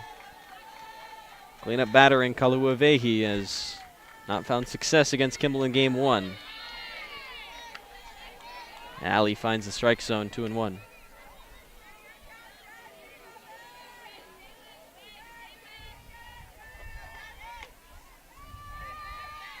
Kimball had a 1-2-3 6th inning. Only 1 base runner has reached for the Yellow Jackets since the first. There's a backhand pick by Haley Rath and a throw to first. is made in time. 1 to go for Western Washington. Winterhurst tries to extend the game. A 6-0 lead. We'll play game 2 30 minutes after the conclusion of this one. Kimball has worked through this game quickly. Just over an hour and 20 of gameplay. This on the ground. Backhand pick by Rath. A long throw, tough play, and it's not in time. Infield single for Winterhurst. Extends this game for the Yellow Jackets.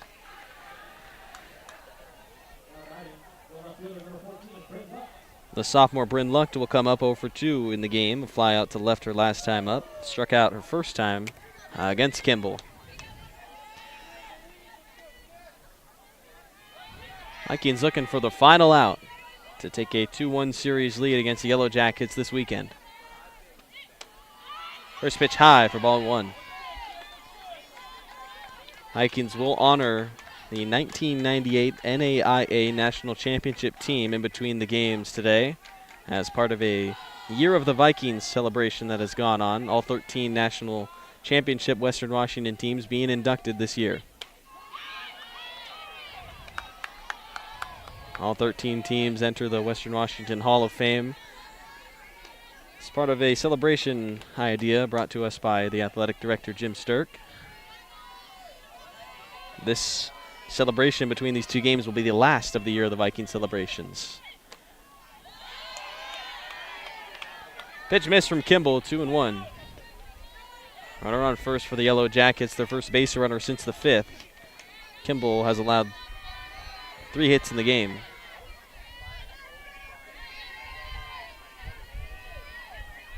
A 2-out pitch from Kimball.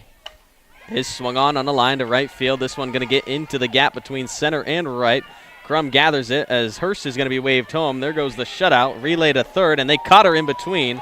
And now we have a pickle, and that is how the game is going to end on a tag out from Connie Batoy. A run does score, so your final is 6-1. Western Washington wins. Allie Kimball goes the distance and pitches her 3rd complete game of the season. A 12-3 record now for the righty.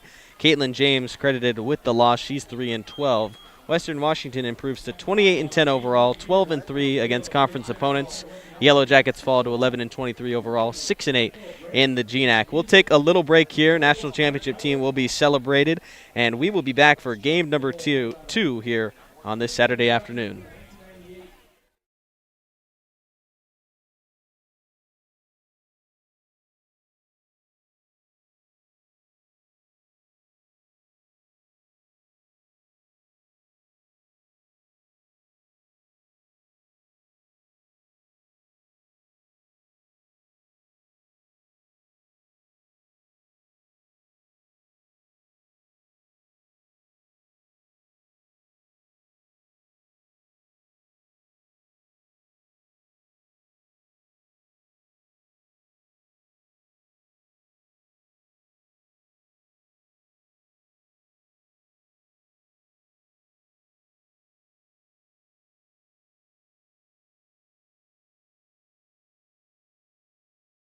We are the owners of the Moliak Group. As an alumni-owned agency, the Moliak Group and all of our agents care deeply about this community.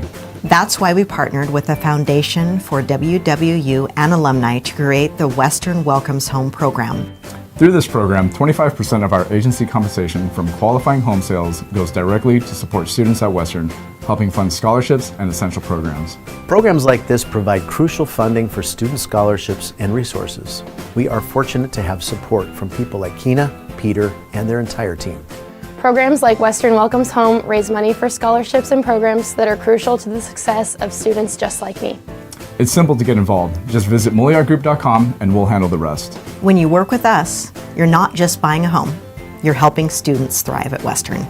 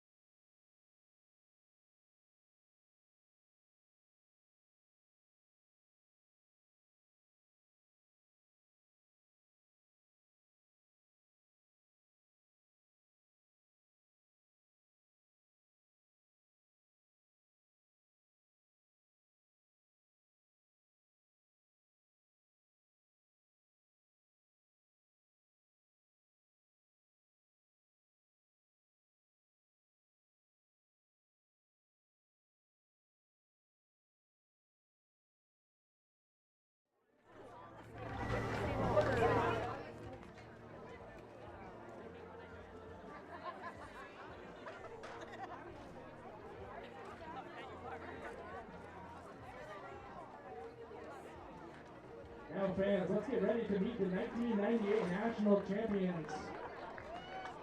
As we celebrate the NAI national championships from that year.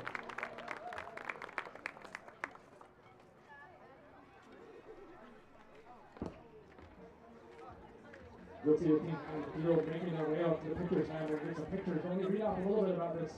Why we're doing this. This year has been the year of the Viking, with all 13 of our national championship winning teams being inducted into the WWU Athletics Hall of Fame. Throughout the year, we have inducted our 2 national championship soccer teams from 2016 and 2022. The 2012 men's basketball national championships, and of course our 9 rowing national champions that were celebrated and inducted in the Hall of Fame last week. And today we had to complete the circle by celebrating and honoring the team that started it all by winning the first team national championship in Western athletics history. The 1998 Vikings were truly a Cinderella story, narrowly qualifying for nationals, but swept through the double elimination tournament at the NAI World Series in Broken Arrow, Oklahoma. That was capped by a 5-1 victory over rival Simon Fraser to claim the first national championship in program history. So today is a very special day, as all the players, coaches, and staff members in that team are now officially inducted into the Western Athletics Hall of Fame.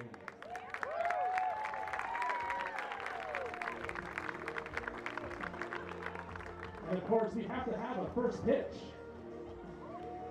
And that's going to be done by none other than Allison Hawkins Richards, who pitched a complete game victory in the title contest of that tournament. She set 16 school records during her 4-year career, finishing with 44 wins and 58 complete games. She's a Western Athletics Hall of Famer, and she's currently a civilian employee at the Naval Undersea Warfare Center Division Keyport. Catching that first pitch will be another Western Athletics Hall of Famer, Kathy Johnson-Evans. She was an all-tournament selection at the NAI World Series. She was named the Female Athlete of the Year at Western in 1997-98.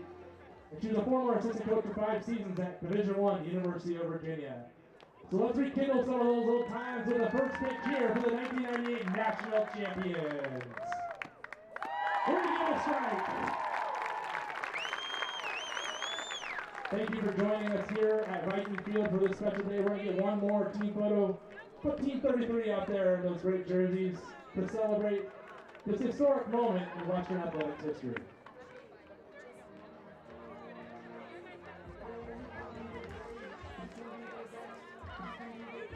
Team members included Stephanie Barker, Jen Brandolini, Diana Burrows, Lisa Chauncey, Devin Bliss, Andy Greenan, Allison Hawkins, Alyssa Hammer, Sarah Hansen, Mandy Helzer, Kathy Johnson, the late Sonia Joseph Perez, Heidi Marr, Katie Osmondson, Connie Posey, Danny Poos, Laura Rabel, Darcy Soames, Darcy Taylor, and Julie Taylor. The head coach, the late Art Benning, assistant coaches Dick Green and Ed Eliason, and assistant coach Ian Shoemaker. Again, congratulations to the 1998 Western National Championship softball team at the NAIA World Series.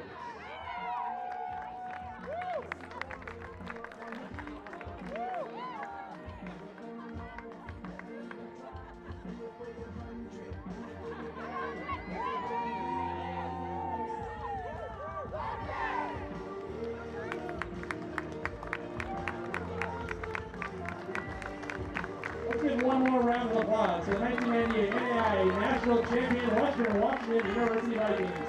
They started it all, and now they're all Hall of Famers.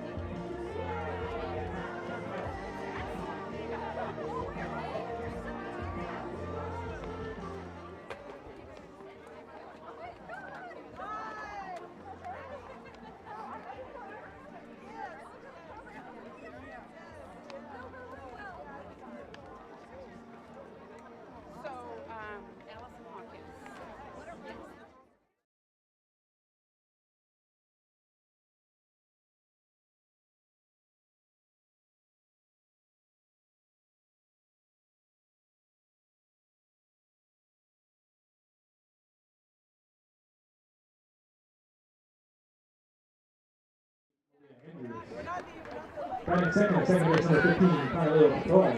Batting third at shortstop, number 1, Haley Rath. The designated player, batting cleanup, number 38, Emma Andrew Ramirez.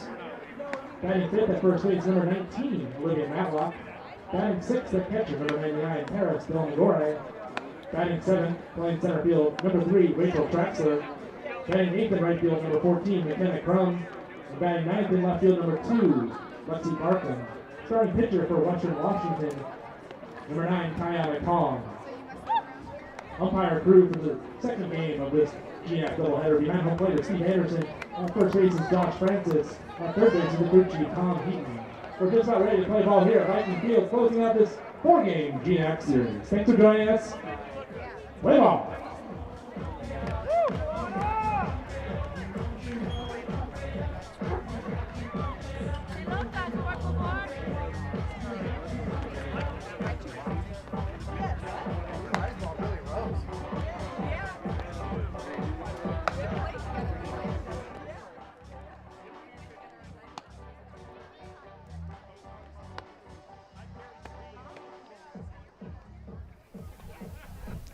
Welcome back to Viking Field, Game 2 of a doubleheader between Western Washington University and Montana State Billings. If you missed Game 1, it was a 6-1 victory for Western Washington over the Yellow Jackets, who now have beaten MSU in 2 out of 3 games played. We'll play the final game here at Viking Field. Kayana Kong taking the circle for Western Washington in just her 3rd start of the season. She's had 27 relief appearances, a 5-0 record for her. She's the Vikings' team leader in ERA, a 162 in the circle for the righty. After Joey Baker had a struggle to start Game 2 yesterday, Vikings looking to take the series, and as a result, Cheryl Gilmore going with her best arm, Kayana Kong, in the start. On the other side of things will be Emily Waters, who shut down the Vikings with no runs scored against her. The lefty Waters for Montana State Billings pitched just the 3rd shutout that the Vikings have had against them. Kong will start things off. Not many lineup changes for either team from Game 1, just some reshuffling for Montana State Billings. Avery Gray now is playing third base instead of Grace Hood, who we saw in Game 1. And as far as lineup order goes, Bryn Lucht moves into the cleanup spot, and as a result, Kalahuawehi and Winter Hurst all shift down one spot. Lucht now in the cleanup spot. For Western Washington, only changes are Emma Andrzejewski now playing designated player, and in comes Paris Delmagore to be the catcher for this matchup. And then one last change is Rachel Traxler is going to start, but not in right field. She's going to be in center. Layla Carpenter gets this game off, so McKenna Crum will be in right, Traxler in center, Barkham in left. Vikings defense on the infield is Andrews at third, Rath at short, Pitoy at second, Matlock at first, Delmagore catching behind the plate. Kayana Kong in the start. The Yellow Jackets have struggled to get to her. First pitch is a rollover from Nieto. Charging is Pitoy. A throw to first, 1 pitch, 1 out, and we are underway. First game rolled right on by as Allie Kimball almost pitched a shutout. The final run of the game was scored by Montana State Billings in the 7th inning on a Bryn Lucht double. Lucht was then tagged out during a pickle as she got caught between 2nd and 3rd. Vikings still went on to win the game 6-1. Kimball earned her 12th win of the season. 1-out pitch from Kong is a strike to the catcher, Galvin. Caitlin Galvin will be catching her 4th straight game in a row here for Montana State Billings. In the first game, she went 0 for 2 at the plate against Allie Kimball, who went 7 innings with just 1 run allowed off of 4 hits and 1 walk. Kimball struck out 3 of the Yellow Jackets. Kayana Kong with a strike. We saw Kong in Game 2 take over for the final 4 innings after Joey Baker had allowed 2 earned runs on 5 hits and 4 walks. Baker was struggling with her command in the start of Game 2 on Friday. Kong came in and only allowed 1 hit over her 4 innings pitch. She struck out 5 of the Yellow Jackets and was untouchable.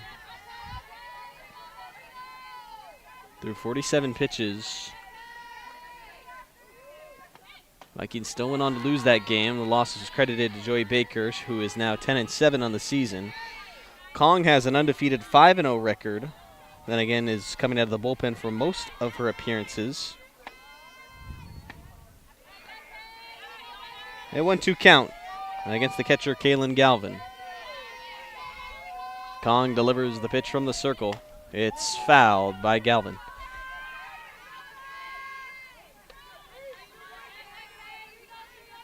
Kong is coming off of a recent GNAC Player of the Week selection. She's coming off of a 2024 season where she was an All-American honorable mention on the All-West Region first team and also on the All-GNAC second team. Tossed a 139 ERA in 44 relief appearances. Ball taken, 2-2. Kong was the team leader in ERA last year. Picked up 11 saves. She not only set a single season record, set a GNAC record, and also put her atop the program career saves list. Her 2-2 pitch to Galvin. Kong now in a full count. Something she has done is limit the walks. We saw one yesterday, but only 5 on the season to 55 strikeouts. Kong can command the strike zone efficiently, yet she finds herself in a full count. Second batter of the game for the Yellow Jackets. The payoff pitch from Kong is taken. Inside, strike 3 called. She goes down looking. Galvin disagrees, but it's the second out in the first inning. In between games, the 1998 NAIA National Championship team was inducted into the Hall of Fame. They are the first ever national champions for the university. One of 13 national titles that the school has. This team came very close last year to adding a 14th. Pitch is low for ball 1. Vikings finished as the runner-ups in 2024, just falling short in the World Series against UT Tyler. They return plenty of key pieces from that team that made the run. Kiana Kong heads them as the best pitcher in the staff. Strike 1. Steve Anderson calling the balls and strikes. Josh Francis at first. Tom Heaton at third. Those are your umpires for Game 2 as they have organized. The final game of a 4-game GNAC series. Kong delivers in a 1-1. Inside, strike called. Kong finding the inside of the plate here against these righty Yellow Jack hitters so far early. Blazchek, her first appearance in this game, batting .303, the senior. In game number 1 was held to an 0-2 outing with 1 walk. There was not much success to be found against the starter, Allie Kimball.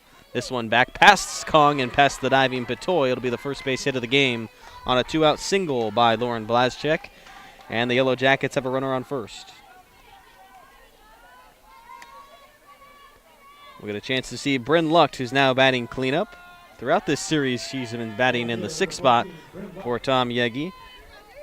She shifts up as Kalahua Wehi, who we've seen in the cleanup spot, is now on deck batting 5th in the order. Winter Hurst, who usually is the 5th batter, now batting 6th. The 12 home run hitter and RBI leader for this Yellow Jacket team has a chance to do 2-out damage. It's ball number 1.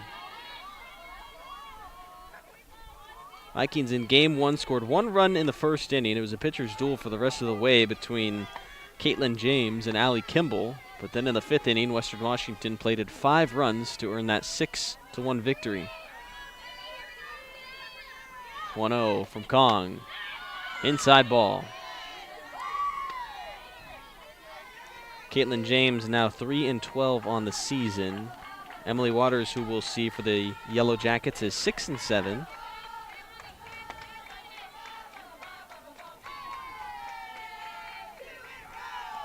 The conference's home run leader at the plate in a 2-0. Inside strike called.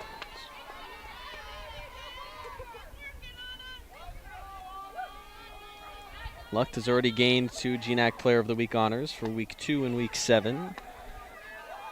Last season played in just 17 games for MSUB. In her sophomore season, in a 2-1 count here at Viking Field, fouls it off for strike 2. Vikings are wearing their autism awareness jerseys.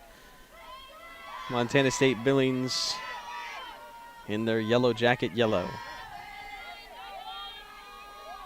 Deuce is wild in the top of the first. 2 balls, 2 strikes, 2 outs. Runner on first. Bryn Lucht at the plate. Kiana Kong getting the start. A rarity in a Vikings uniform for her. That is fought foul. Just her 3rd start of the year, as we mentioned, and her 30th appearance overall. Bryn Lucht battling with her.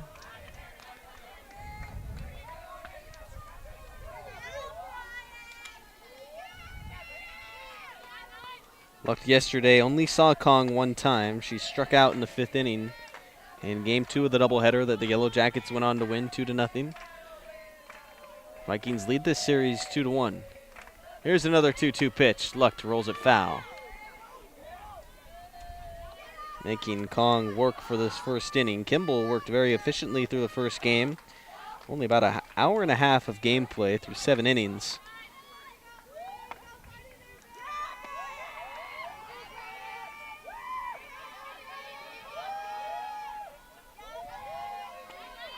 Kong looks to find the pitch. Another 2-2 delivered. Another foul ball. The left fielder Lucht not going down easily.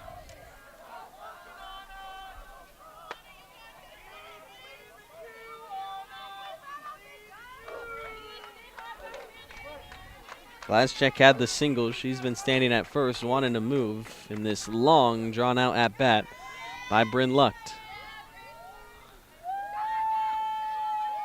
Kong tries to find it with another 2-2 pitch. Swing and a miss. She gets her first K of the game. Della McGorry throw down to second just for the fun of it because the inning is over. 3 outs, 1-2 strikeouts for Kiana Kong. We'll go to the bottom of the first. 0-0. Vikings bats coming up for the first time.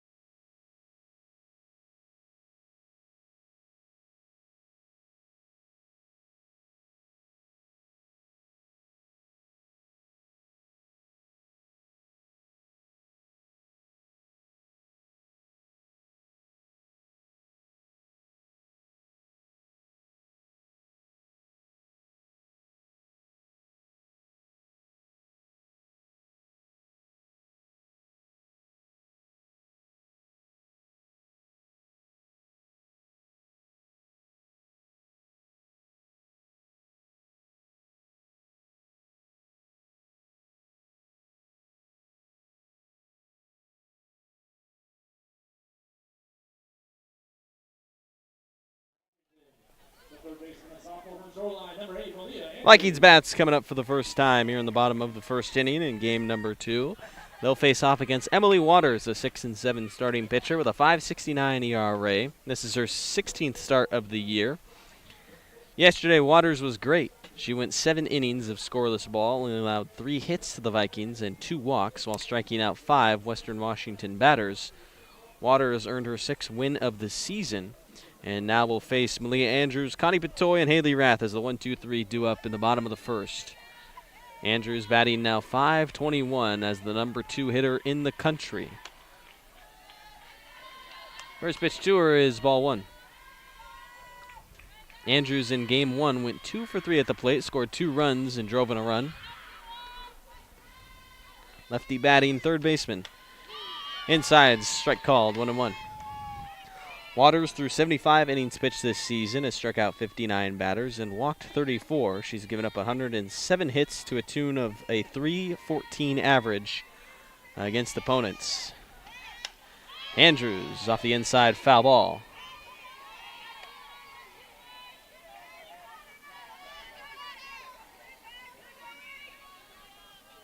One and two the count after the foul ball from Andrews. Picked up her 8th double of the season as she fouls another one off.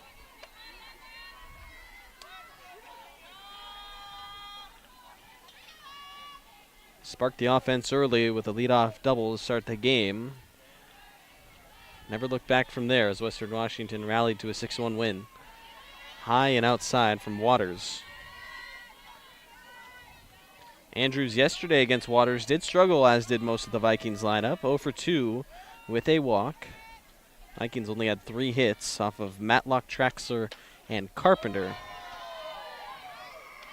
Andrews has worked it into a full count, as she has done so often throughout her career.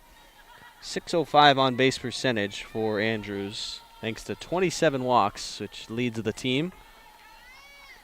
A payoff pitch. Swing and a miss from Andrews, and Waters has her first K of the game, sitting down the third baseman.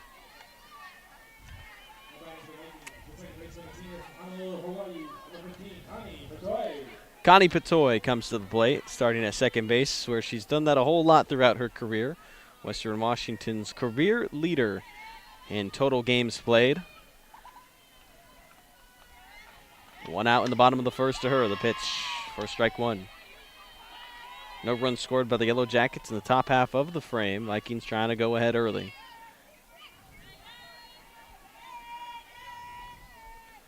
Patoy was 0 for 2 against Waters yesterday. She got jammed on this one. Blazchek coming in at second base, dropped it out of the glove, and Patoy is going to reach. MSUB has had a couple of defensive mishaps. That was a tough play by Blazchek. The backspin on that ball was just pulling it away from her. Ended up bouncing out of her glove, and Connie Patoy will be on first for Haley Rath.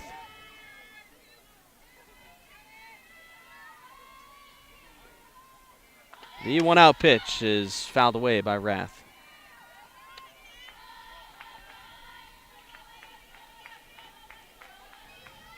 So off the weak contact, Patoy is given a single. It was a really tough play for the second baseman Blazchek, who's been all over the dirt throughout these first 3 games we've played at Viking Field. He's played great defense for the Yellow Jackets, just couldn't make that play. Rath in a 1-1 at the plate. The shortstop in her junior season for Western Washington. In the first game of today, she went 1 for 3 at the plate with a run batted in and a run scored. Hits this one in the air, right field, pretty well struck. Back to the warning track, drops over the head of Hurst. Andrews makes the turn, Patoy makes the turn at third to head towards home, but then has to scramble back to third base. So runners at second and third off of the double from Haley Rath. That just one got over the head of Hurst out in right field as Rath put a nice swing onto it.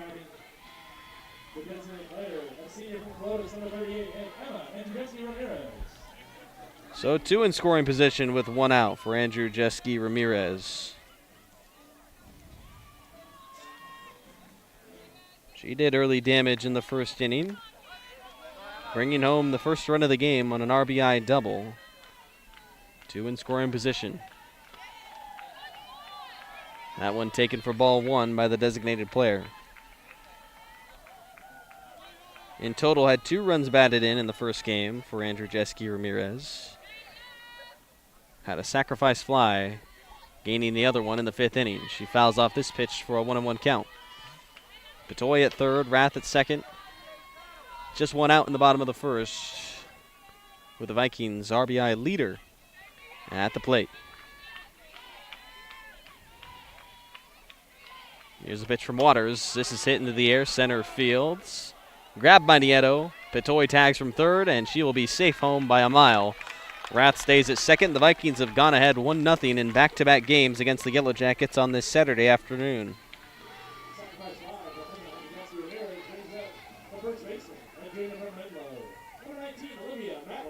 So Patoy, after reaching on the infield single, scores. Rath will be at second with 2 down for Olivia Matlock. She's waiting to have a big swing in this series. And the first game went 0 for 3. Calls time.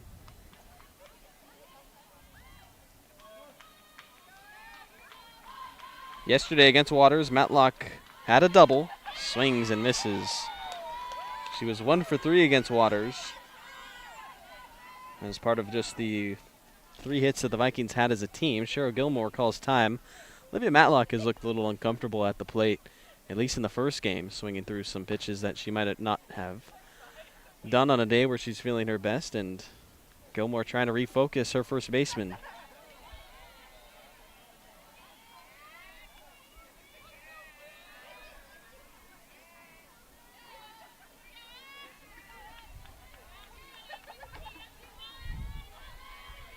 Matlock back into the batter's box. An 0-1 count with 2 outs in the first. Looks at strike 2. An early lead for Western Washington. Their first run they've scored off of Waters during this weekend series against the Yellow Jackets. They've got to her early, but an 0-2. Matlock fights it foul. Stay alive in the at-bat. 2-out hitting has been big for Western Washington in this series.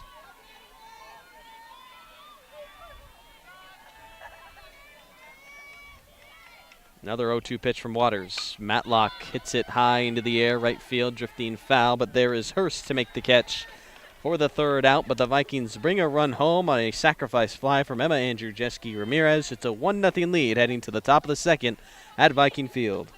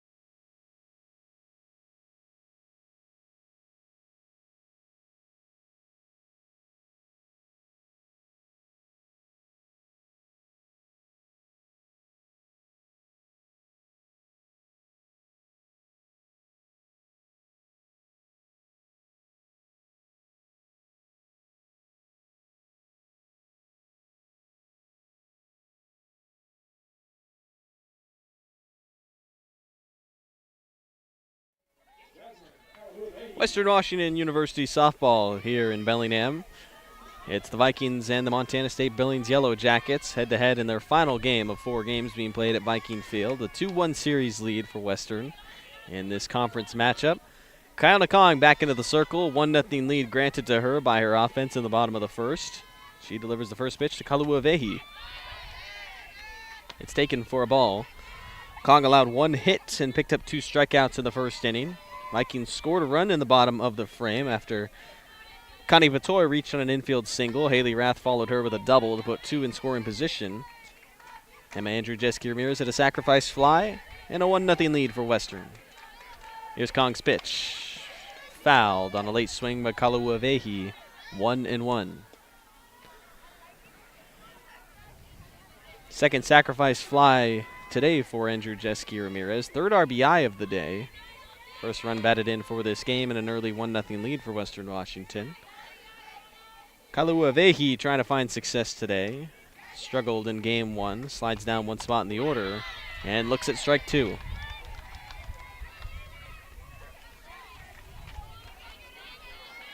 Game 1 was 0 for 3, grounding out in every single at-bat.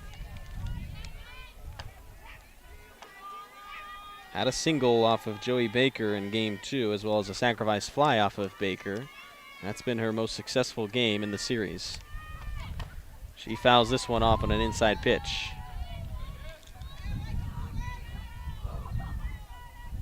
When she faced off against Kiana Kong in game 2 yesterday, she struck out and reached on an error.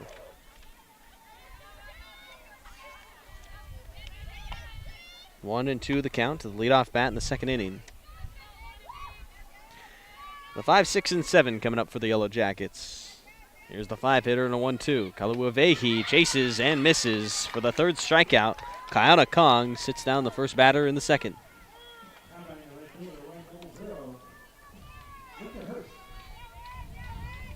Winter Hurst starting in right field again.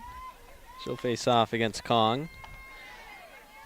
Game 1, Hurst was 1 for 3 at the plate. Had a single, and she was the only Yellow Jacket to touch home plate, scoring a run in that 7th inning. Swing and a miss. Hurst against Kong yesterday struck out both times. Did end up reaching safely on a drop 3rd strike.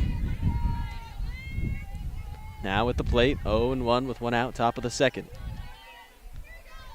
Here's Kong's pitch. Hurst looks at it. Outside the zone for the first ball of the at-bat.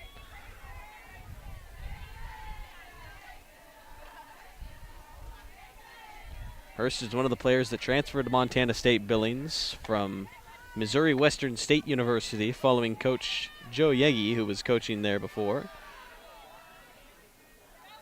The 1-1. Hurst takes it inside for ball 2.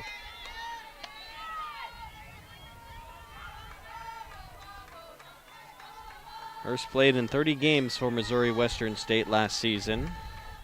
Also made 10 appearances as a pitcher. We've only seen her in right field so far with the Yellow Jackets in this series. And she takes ball 3. She has pitched for the Yellow Jackets in 2025. 9 innings thrown by her, all in relief. Hasn't been overly successful as part of a Yellow Jacket staff that has struggled. Kana Kong behind in the count, 3-1. Delivers the pitch with 1 out. Swung on and hit to the right center field gap. This is going to split between Crum and Traxler. Crum cuts it off on a slide. Now a throw to second, just not in time. Crum didn't have the arm to get it there. She did a great job cutting off the ball, but the throw not on line and not in time. It'll be a double for Hurst.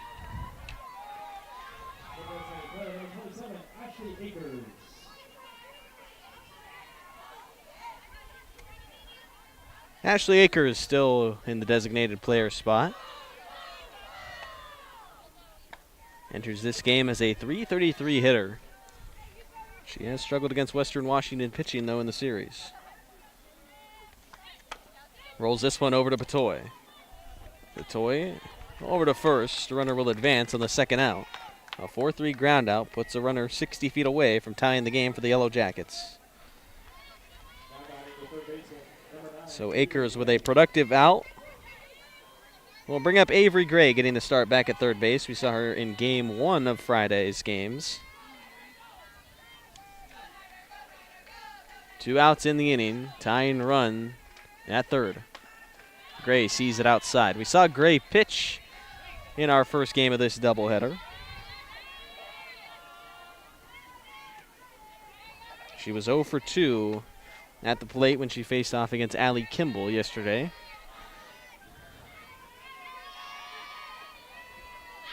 Want to know the count. She looks at ball 2. She's the 8-spot hitter starting at the hot corner. Grace Hood got the start in game 1. Overall, Gray is a 232 hitter, making her 21st start of the season. 2-0 pitch from Kong. The inside strike given. Gray with 11 runs batted in.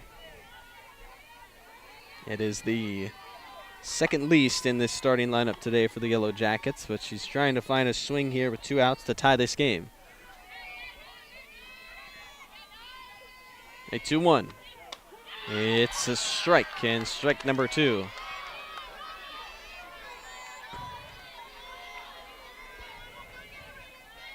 Kong's already got 3 strikeouts in the outing. And the deuces are wild again in the second. 2 balls, 2 strikes with 2 outs. Runner on third. Here is the pitch. Gray swings and misses. Kong strands the runner 60 feet away from home. Vikings hold on to a 1-0 lead, entering the bottom of the second inning here in Bellingham, Washington.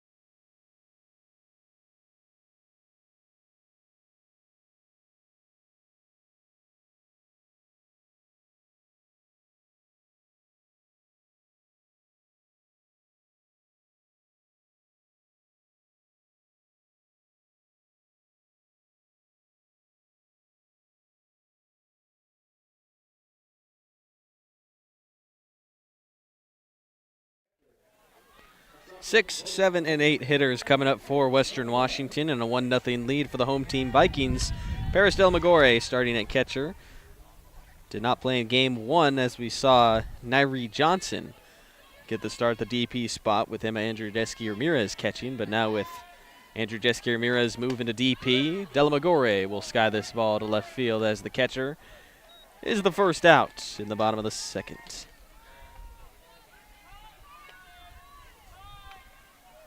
Rachel Traxler into the starting lineup after getting the first game off. We saw her in both games yesterday.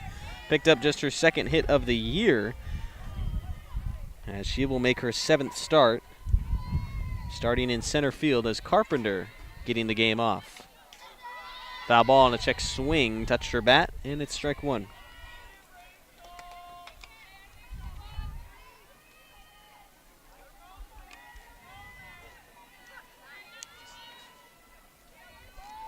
Traxler had a single in the second game off of Waters and a lefty-lefty, and this one went inside, didn't get her. And the first ball of the at-bat.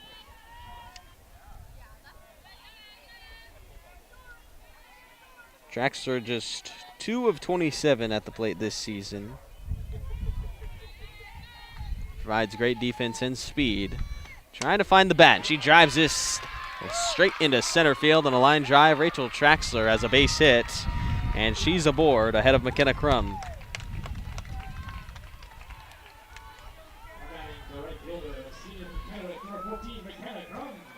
McKenna Crum to the plate with a runner on first and 1 out in the second. Did not see Crum yesterday as Traxler was starting in right field for both games. After having the day off, Crum is back here in Cheryl Gilmore's lineup card.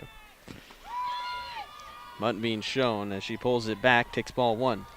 Crum in the first game today had an RBI single in the 5th inning as part of a 5-run 5th for Western Washington. Went on to score a run and also stole a base. Inside strike, 1-1. Bottom of the order was a big part of last season's World Series run. You had Taylor Karami catch fire towards the end of the season. McKenna Crum was very consistent. Lexi Barcombe has always been consistent. As this is hit the opposite way into left field, drops in front of the left fielder, Lucht. Had a chance on a dive, but back-to-back hits by the Vikings outfielders Traxler and Crum, and 2 are on.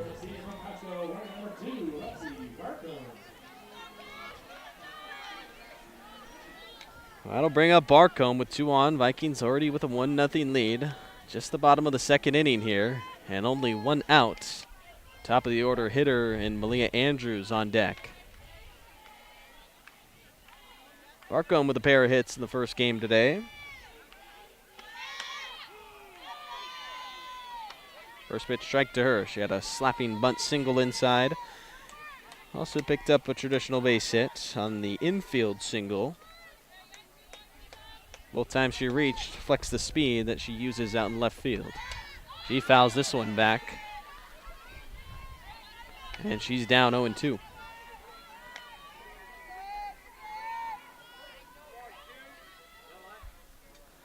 Lexi in her senior season. Oh, great catch by the cameraman. We're in dangerous foul ball territory here with the men's and women's soccer locker rooms. And the roof right behind us. Balls like to roll down and try and take out our equipment here, but got to get John out there on the field. 1-2 foul ball from Barcombe.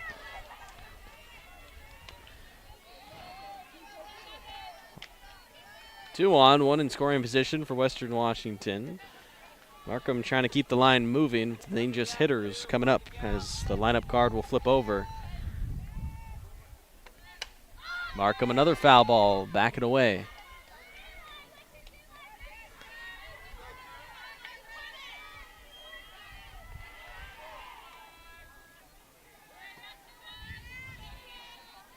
Crum on the season has scored 24 runs. Barcombe has scored 23 at the bottom of the order.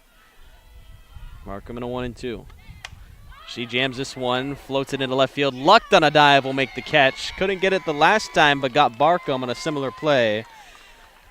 Almost blooped in there, but instead will be the second out in the second inning, bringing up Malia Andrews. Andrews struck out swinging in the first inning. Will now come up trying to crack this game open. A .521 average hitter for Andrews. 62 hits on the season, 41 runs scored, 28 driven in. As the leadoff bat for Western Washington. She looks at the first ball of the at-bat. 27 walks as well for the third baseman, Andrews.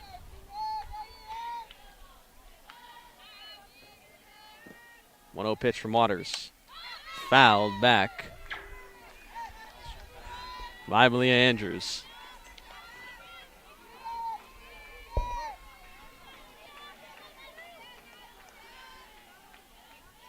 Andrews can hit for power, average, speed, and a defensive tool.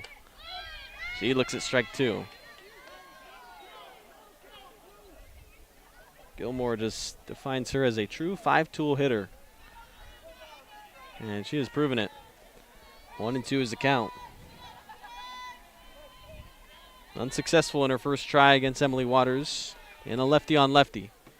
Here's the 2-out pitch. Andrews takes it high and we're even. Andrews did struggle against Waters yesterday in the second game where MSUB took a 2-0 victory. A 2-2 pitch. High. And it's gone full. Connie Patoy already has a single and she's waiting on deck here in the bottom of the second inning. Walk would load the bases. Payoff pitch from Waters. Andrews looks at it high and takes her 28th walk of the year to load him up for Connie Patoy with 2 outs.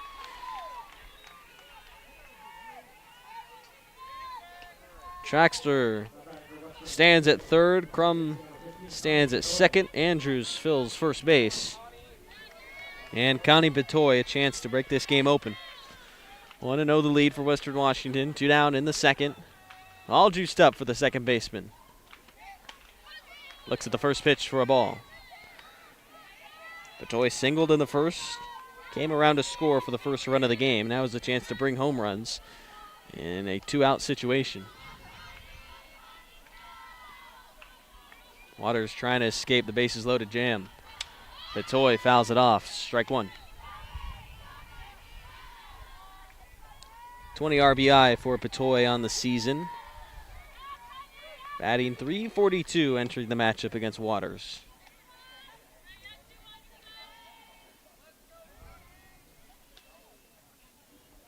Here's the pitch. Taken for a ball.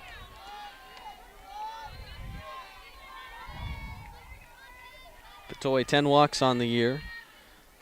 .388 on base percentage.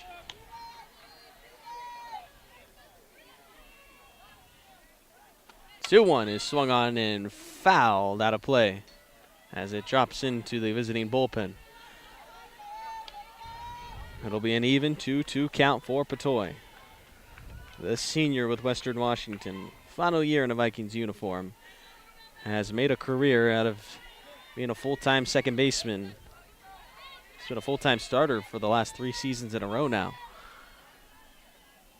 2-2, the pitch from Waters. Taken high, it's gone full. Appeal down to third, she did not go.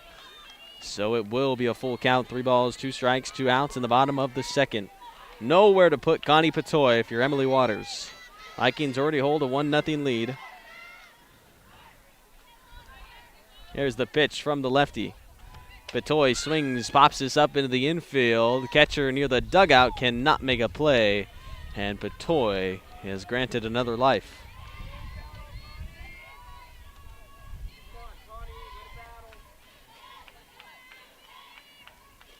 So Patoy off the foul ball, keeps it in a 3-2 count. Bases loaded up for the second baseman. Haley Rath on deck. Here's the payoff pitch. Patoy swings up into the air right field. Hurst doesn't have to move. We'll put it in the glove for out number 3, and it is a bases-loaded jam escaped by the pitcher Waters. 3 left on for the Vikings. A 1-0 lead carried into the top of the third when we return.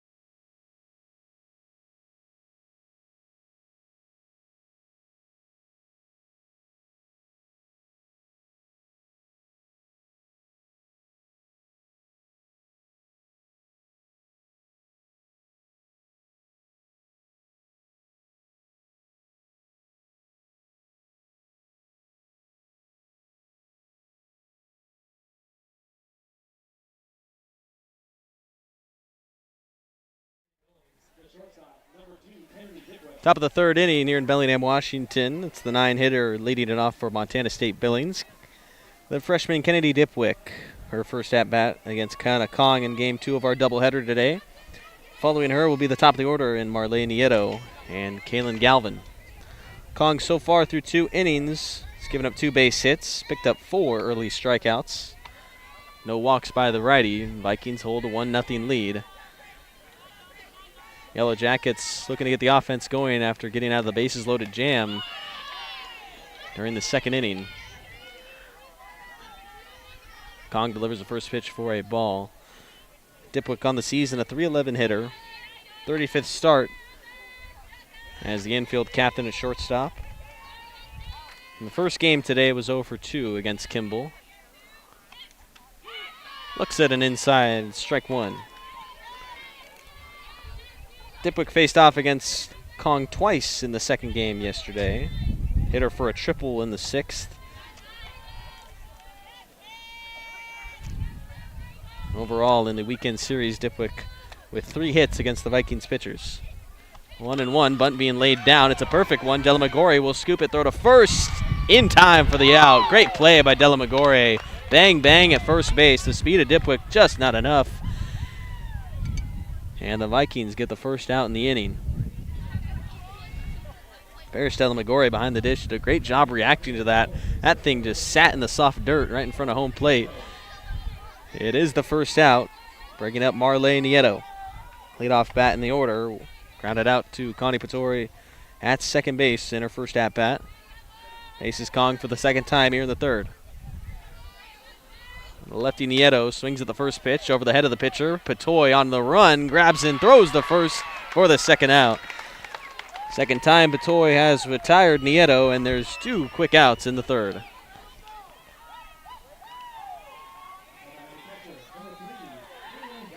Catcher Kaylin Galvin had a nice at-bat battle against Kana Kong, resulted in a strikeout looking on a borderline pitch she didn't like. It's 1 of 4 Ks for Kong in the start. Galvin has 2 outs in the top of the third. The righty bat sees the first pitch inside for the first ball.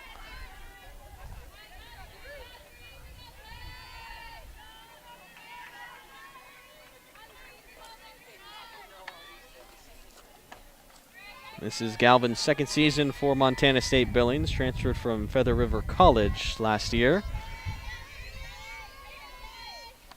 1-0, swings and hits it in the air, center field. Traxler with an easy play. A 3-up, 3-down inning in the third for Kana Kong. Vikings still leading 1-0 when we return for the bottom of the third at Viking Field.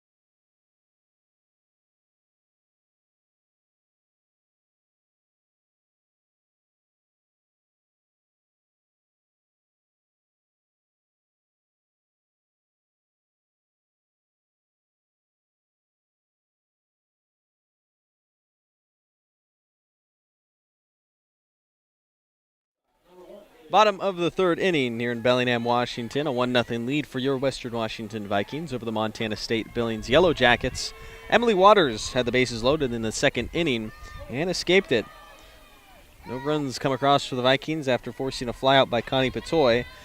So far in the start, Waters has allowed 4 base hits and a walk. First pitch swinging for Haley Rath way into the gap. This will easily be extra bases for her as it bounces up against the corner of the wall. And a stand-up double for Haley Rath to start off the bottom of the third. Rath having a nice game against Waters. That's her second double. She's 2 for 2, both times for extra bases.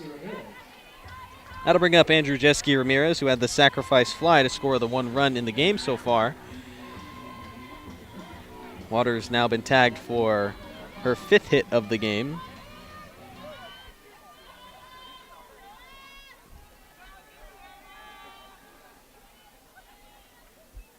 The pitch got her jammed straight to Dipwick. In the air at shortstop with an easy play, and there's one down. Bring up Olivia Matlock after flying out to right field in her first at-bat. First baseman, number 19, Olivia Matlock. Fifth batter in the order, second on the team in runs batted in, although has had a struggle coming back here at home at Viking Field. First time this season she's calling Bellingham her home after playing for St. Martin's for the last 2 seasons. First pitch misses for a ball. Haley Rath standing at second via her 12th double of the season, second double just in this game. Runner in scoring position with 1 out. Waters delivers the pitch. Matlock looks at it for a ball. 2-0. Vikings did not hit Waters well in the second game on Friday, but they have found success here today, just trying to get some runs across. Third ball misses straight in a row to Matlock. Matlock with just 4 walks this season. Delamagore on deck for the Vikings. And it's a 4-pitch walk to Matlock, first and second for Western Washington, with the catcher coming up. Delamagore had a nice cut in the ball in her first at-bat. The sophomore catcher has 2 on with 1 out, trying to get the Vikings bigger cushion than just the 1-run lead they hold right now. Vikings held a 1-run lead in game 1 up until the 5th inning, where they broke out. Delamagore hits a line drive into left, straight into the glove of Bryn Lucht, and the runners stay where they are, first and second with 2 outs.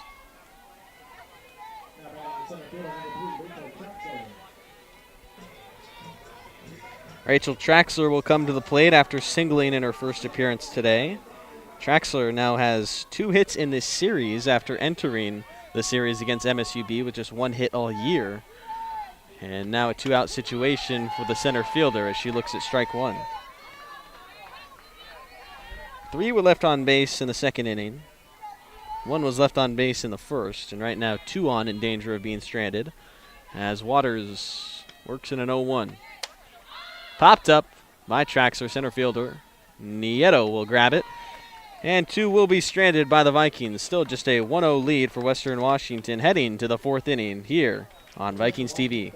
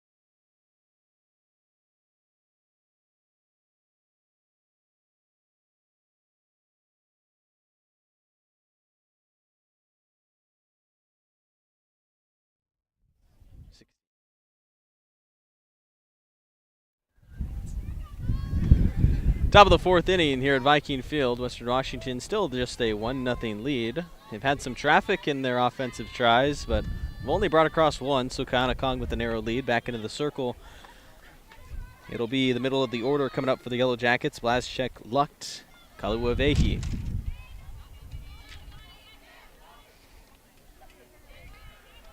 Blazchek, the second baseman, swings at the first pitch, hits it on a line into left center field. Traxler will gather it. Blazchek looks at second, stays for a leadoff single.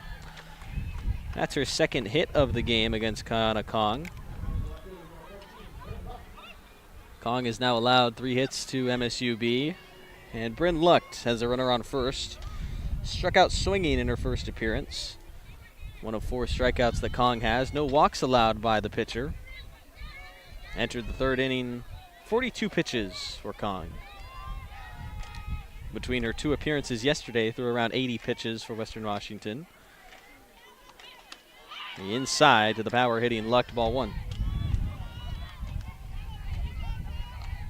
Lucht does have the pop to take a lead with 1 swing. Vikings have taken advantage of the fact that she's the team leader in strikeouts by a good margin. 25 Ks, now 26 with the strikeout back in the 1st inning. Second most strikeouts for MSUB are 18 by Kennedy Dipwick.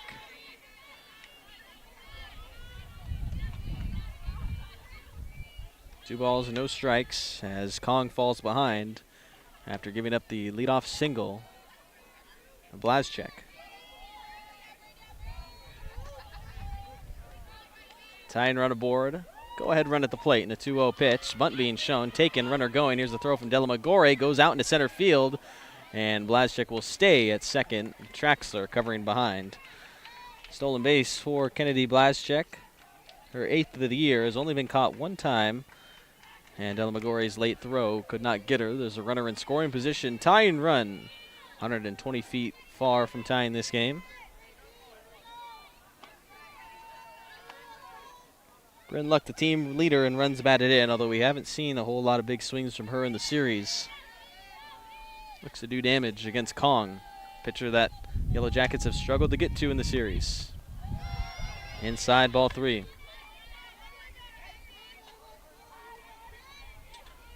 Kaluavehi on deck, first base open at a 3-1 count.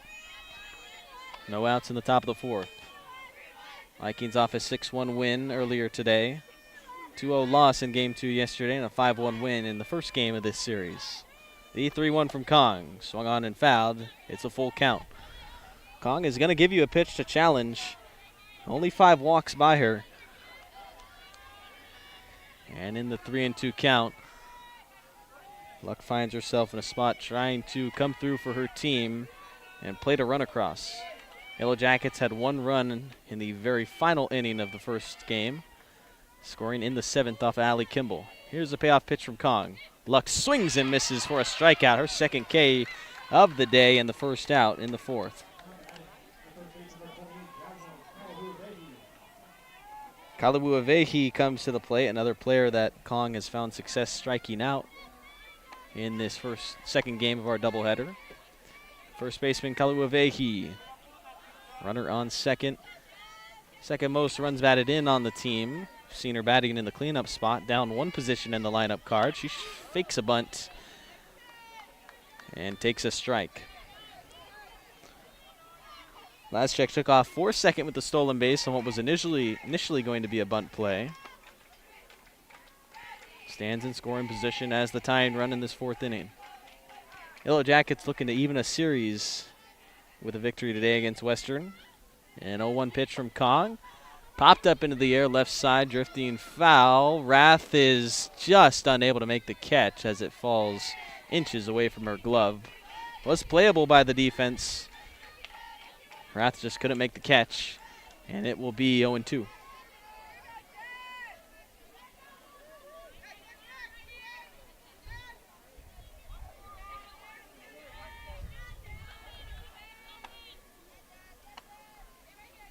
Five strikeouts for Kong in the start through 3 1/3. 0-2 the count. Driver's seat for the pitcher in the circle. Here's her 1-out delivery. It's taken low and outside for the first ball.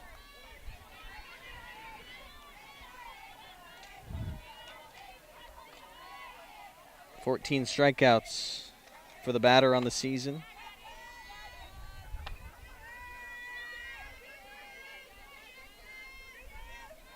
Blazchek at second, represented by a leadoff single. The 1-2 pitch from Kong. Just tipped foul, and Kaluavehi stays alive.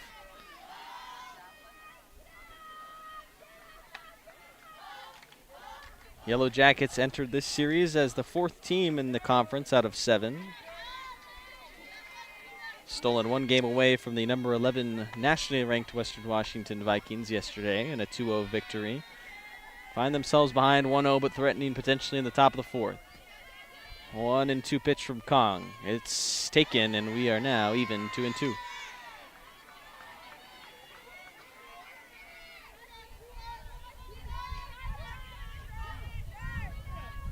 First and only time that these two teams will play a series in the regular season.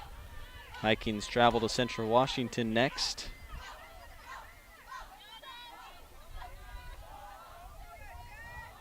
Here's the 2-2 pitch. Swing and a miss. Runner going to third. Strike him out. Throw him out. Kyle Kong gets out of the fourth with a scoreless frame. Della Magori with a throw to third and another strikeout for Kong. Finish us, and we go bottom four. Vikings lead 1-0 over the Yellow Jackets.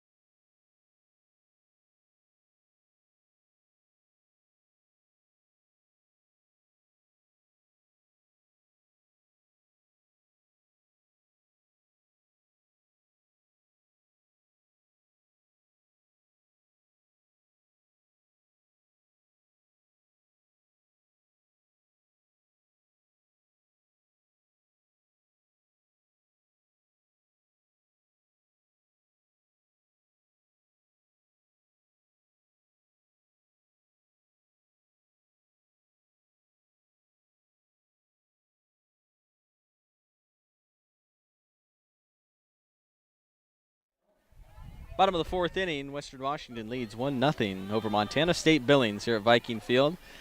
Final game of 4 being played between the Yellow Jackets and your Vikings. McKenna Crum, the leadoff batter here in the fourth inning.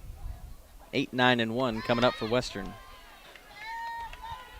Crum had a single back in the second, was left on base. That was an inning where the Vikings loaded the bases, but the starter Emily Waters escaped it. Still just that narrow lead as the offense tries to get going against Waters, something that's been hard in this series. This is sky high into the infield. Dipwick at short, travels in to get it, and grabs the first out.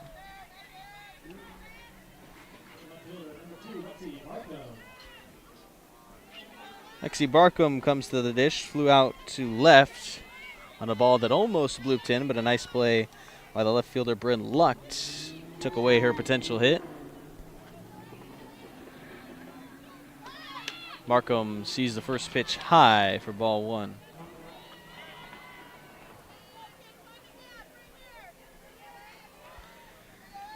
Barkham, the senior, a .310 hitter entering this game. 34th start in left field. Strike 1 called.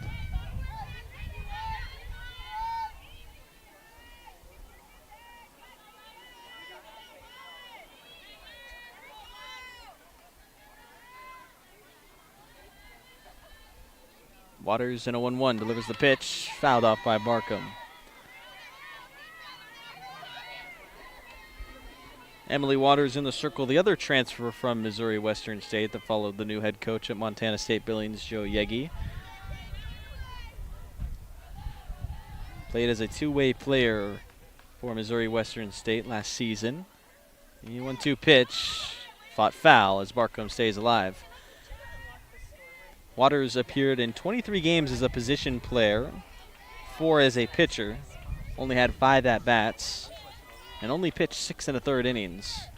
Seeing a whole lot more playing time this season. 75 innings entering this game. Barkham goes up the middle for a base hit, drops it on a one-hopper in front of Nieto, and Lexi Barkham with 3 hits on the day. First hit of the game for Barkham, but in game 1 had 2 hits off of Caitlin James. Slaps her way on to first, and Malia Andrews now up with 1 out in the bottom of the 4th. Pitch from Waters taken by Andrews for a low strike 1. 6 hits for the Vikings off of Waters. Just 1 earned run gained off of them. 2 walks allowed from Waters, only 1 strikeout of Western Washington. Vikes have left 6 runners on base as Andrews gets popped up into the infield. Blazczyk at second, travels to her right to make the catch for the second out. Some weak pop-ups being forced by Waters in this inning to Crum and now Andrews. It'll bring up Connie Patoy, who is 1 for 2. Patoy singled in the first, was advanced to third on a double from Haley Rath. Came around to score on the sacrifice fly from Andrew Jeske Ramirez. Runner going on a hit and run. This is out into center field. Lexi going to make the turn towards third and be safely runners on the corners. On a single from Connie Patoy, her second of the game. Hit and run executed to perfection for Western Washington. Barcombe 60 feet away from doubling the lead. Haley Rath, who has seen Emily Waters nicely in this game, to the plate. She's 2 for 2, both hits being doubles. Rath now 12 doubles on the year, on her 45th and 46th hit of the 2025 season. First pitch high, ball 1. Another chance to bring home some runs for Western Washington. Waters has escaped some dirty innings. Now has runners on the corners with 2 down in the bottom of the 4th, and Galvin will travel out to the circle to talk with Waters.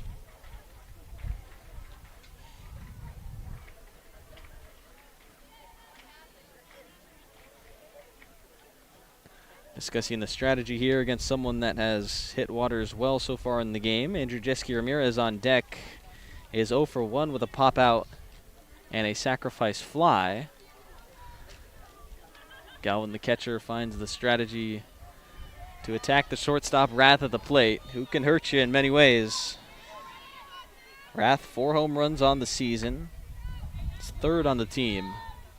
And a 1-0 count with 2 outs. Bottom of the 4th. Pitch from Waters. Swing and a miss. Rath went chasing above as that ball rose above the strike zone.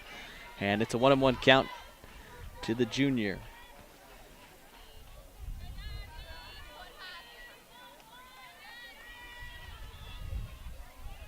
Runners on the corners for Western. Just a 1-0 lead. Rath hits it foul.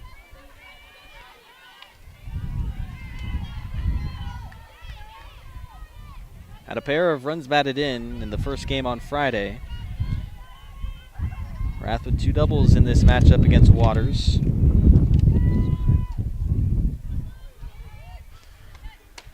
As that goes high for ball 2.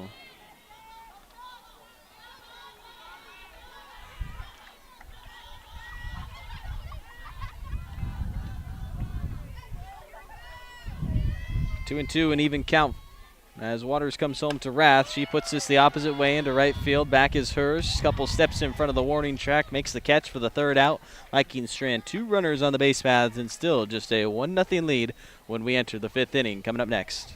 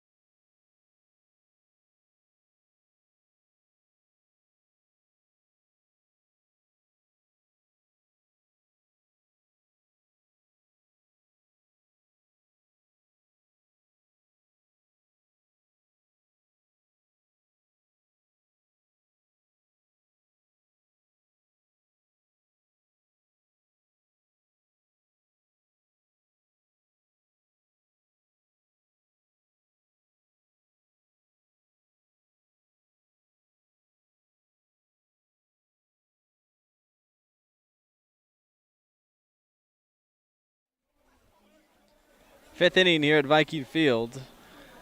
Western Washington leads Montana State Billings 1-0. Kana Kong still working in the circle. Just her 3rd start of the season, 30th appearance overall. Got the start over Joey Baker, who struggled in Game 2 yesterday. Kong has been great. So far, MSUB held scoreless. Kong, through 55 pitches, has allowed 3 hits, no walks, and has struck out 6 batters in the circle. First pitch to Hurst is ball 1 outside.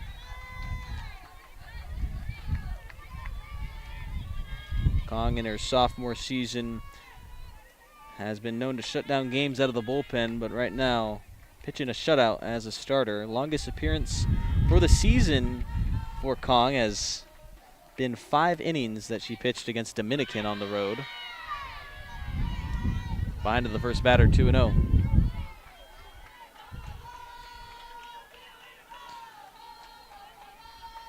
Kong has pitched a couple of 4-inning games, gone 4 1/3 once. This very well could be her longest outing of the season if she gets through the 5th and more. 2-0 count, taken for a strike. Hurst on the game, doubled back in the second. Just one of 3 hits that Kong has allowed in the start. The only extra base hit allowed. Hurst ended up making it all the way to third, being 60 feet away from tying the game, but was stranded there. As neither team cashing in their runners in scoring position so far, except for the 1-run scored by the Vikings. This is a diving stop by Rath. Throw from her knees, not in time. An infield single from Hurst. She has reached successfully 2 times off of Kong in this game and leads off the 5th with a single. Rath had the nice effort to get to that ball in the first place, but the speed of Hurst, the outfielder, reaches first, and Ashley Akers, the designated player, grounded out to second her last time up. Will face Kong for the 2nd time this game.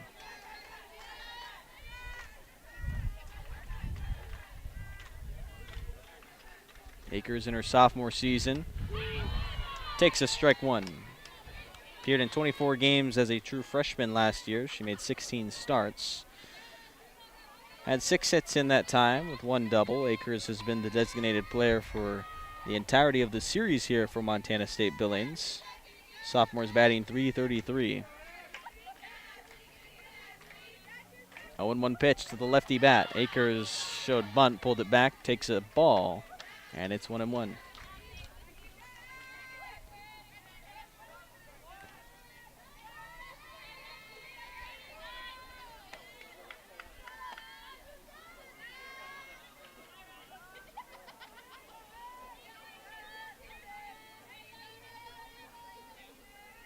The 1-1 pitch from Kong. Swung on and missed. Strike 2. Kong has been mowing down the Yellow Jackets with her 6 strikeouts.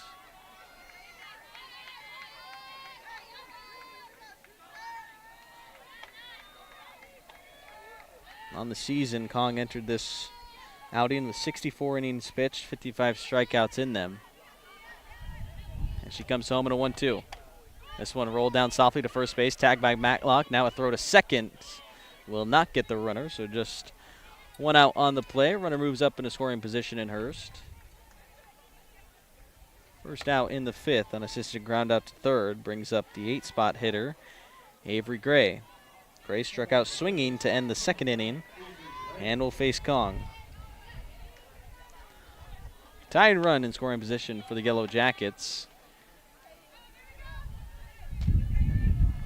It's just a 1-0 game despite the Vikings having a lot more offense than the Yellow Jackets, but they've left 8 runners on base.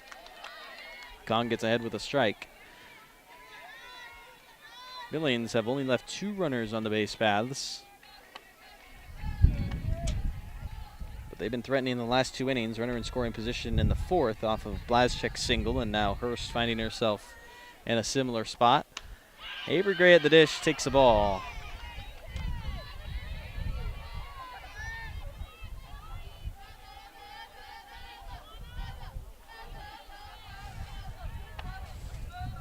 One-on-one count to the 2-way player, Gray, starting at third base.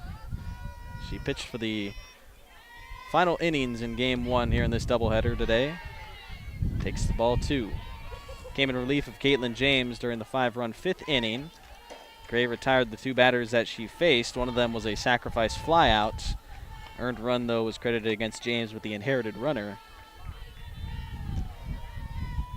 Gray pitched scoreless in her duties that she took over in. And a 2-1 to her. Inside, ball 3. Gray in her true freshman season with the Yellow Jackets out of Campbell County High School is a multi-time selection for Wyoming Player of the Year. 3-1. Here's Kong's delivery with 1 out. Swinging a foul tip, strike 2 for a full count.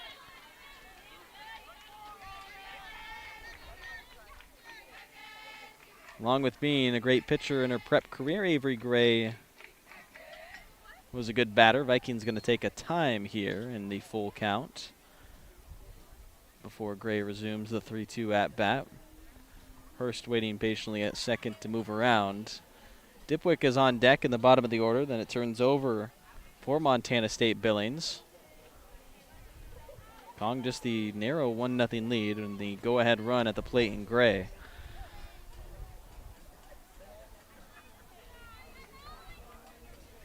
Avery Gray holds the state and school records for single-season batting average in her high school career. Also holds the record for hits, doubles, and runs batted in totals. Payoff pitch. Gray swings and misses. Kong sits her down via the strikeout for the second time, and there's 2 down in the 5th. Gray cannot come up big. And now a chance for Kong to strand another batter in scoring position. Kennedy Dipwick at the plate. She was out on a bunt attempt to start the 4th.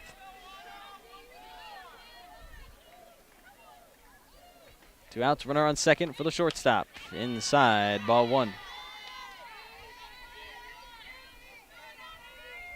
Dipwick also a freshman for the Yellow Jackets.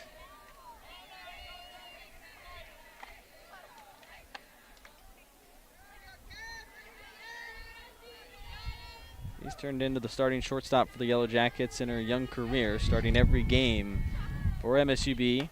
She pops this one up. Connie Patoy should have it. And she makes a squeeze for the 3rd out. Vikings still hold a 1-0 lead despite the leadoff batter reaching and advancing to scoring position. It's a 1-0 lead heading into the bottom of the 5th.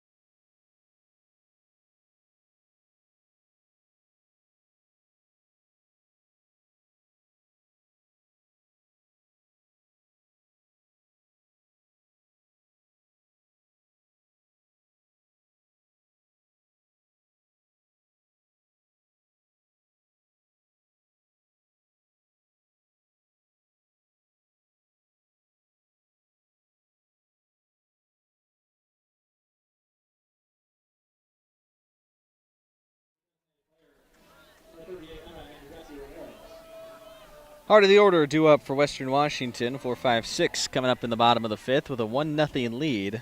Western Washington has had base runners. 7 hits in the game. Also have reached via 2 walks, but 8 runners left on base for the Vikings. And just the 1-0 lead. This is a chopper down to third base. Nice grab by Gray and a throw across the diamond for the 1st out. 1 pitch, 1 out. Andrew Jeske Ramirez sat down. That'll bring up Olivia Matlock, the first baseman, 0 for 1 with a walk. Flew out to right in the 1st inning. Grabbed a walk in the 3rd and now up in the 5th. Had a nice at-bat to work that walk against Waters and takes the first pitch for a ball. Mike's trying to give some cushion to Kahana Kong, who's had a great start so far. Pitch 5 scoreless innings. Matlock pops this one up on the inside of her bat.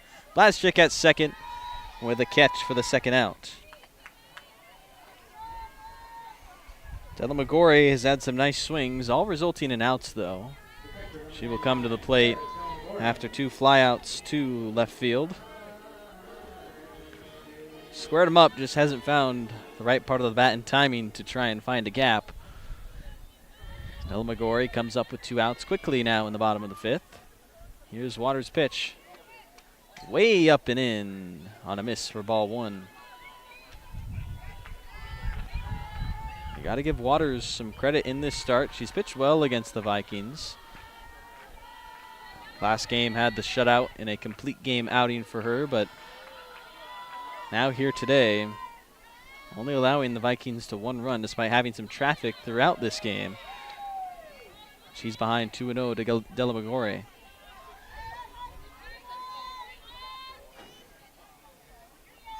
Trying to find success is Della Maggiore in this series. She has struggled as a result, headed to the bench in the first game of 2. Taken for a strike. 2-1.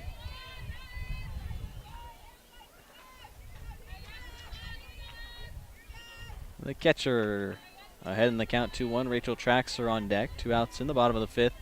1-0 lead as she swings and fouls it back. Deuces wild. 2 balls, 2 strikes, 2 outs for Della Maggiore. Waters looking to shut the Vikings down for another inning and hope the offense can come around in the 6th. Here's her pitch in a 2-2. Fouled off by Della Maggiore. In her sophomore season with Western Washington University, after seeing very limited playing time, just 4 games Della Maggiore appeared in last year. Didn't have much room as far as catching goes. Emily Paulson, the senior who graduated last year, was the backup catcher to Andrew Jeske Ramirez.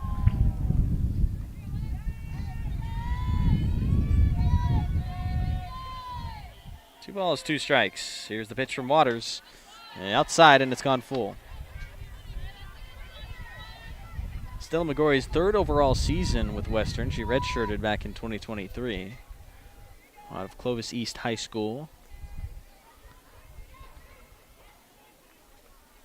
Payoff pitch, looks at ball 4, and the 5th inning extended. 3rd walk allowed by Waters in the start. 2-out walk puts a runner on first for Rachel Traxler. 1 for 2 today on a single back in the 2nd. Traxler making her 3rd start of the series. Just her 7th start of the overall season, as Gilmore is going to come out and pinch run for Della Maggiore at first.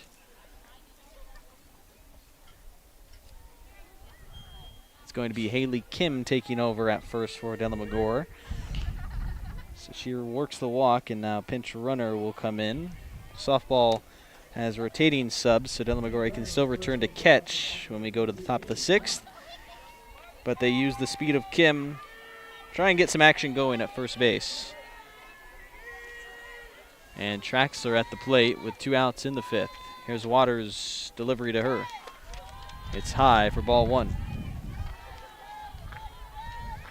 Haley Kim has stolen 1 base this season. This is her 25th appearance on the year for Western Washington. Has scored 6 runs on the base paths. This one hit by Traxler up into the left field air. Luck will have it easily, and that's how it ends. 1 left on base in the bottom of the 5th. Top of the 6th we go. 1-0 lead for Western Washington. Looking for a sweep of the Yellow Jackets here on Saturday.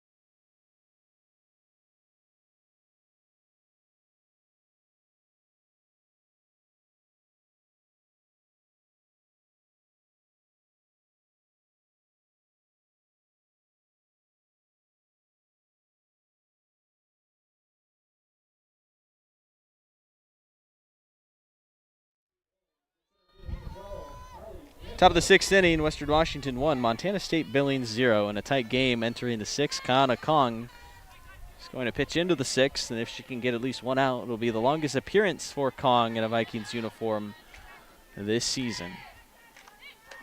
It's the top of the order. The face-off against her, Marlene Nieto takes the first pitch for a strike. 1, 2, and 3 coming up as the Yellow Jackets look to finally get to Kong and play to run. Just a narrow lead, 1-0, even though it's felt like Western Washington has been dominating the Yellow Jackets. It's because they have offensively. They just have not found the big hit to bring home some runs. This is a foul ball down the right side, way early from Nieto.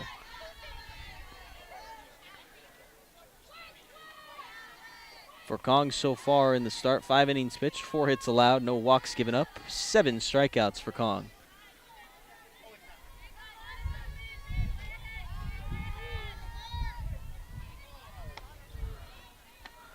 Kong's season high in strikeouts came yesterday against MSUB with 5. She's already outdone herself with 7 here in this start. This one back off of her shins. Patoy gathers it and cleans up the play at second base.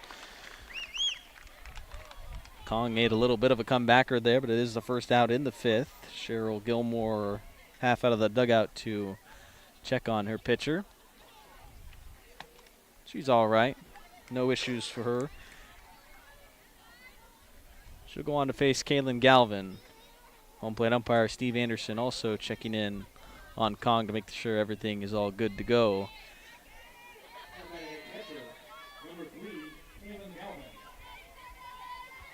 Galvin 0 for 2 today, strikeout and a flyout. One of the 7 that Kong has fanned in the start. Kong has never gone for a complete game this season.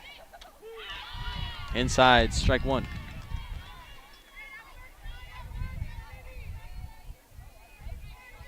Never gone a full length of a game in her entire career as a Viking. Last season, never made an appearance as a starter. This is just her 3rd this season.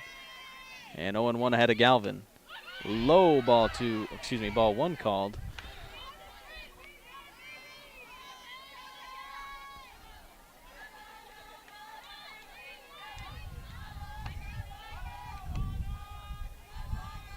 .5-0 record for Kong, 4 saves on the year.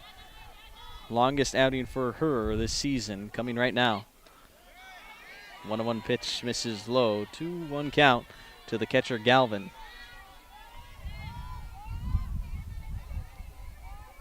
Galvin, .286 hitter entering this game. Senior season, 0 for 2 though against Kong in the matchup. Vikings looking for a Saturday sweep of the Yellow Jackets. Here's the 1-out pitch. Taken for strike 2, and it's gone even.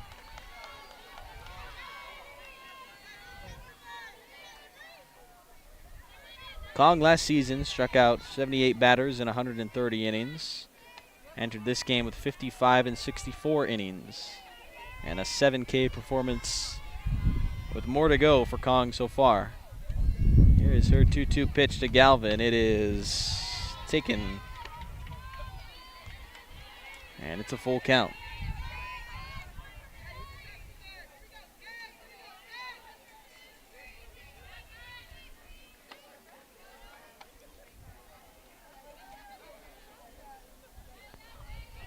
Kong gets the sign from the dugout. Delivers from the circle and a payoff pitch. Smoked by Galvin foul way early on her swing. And we'll do it over again.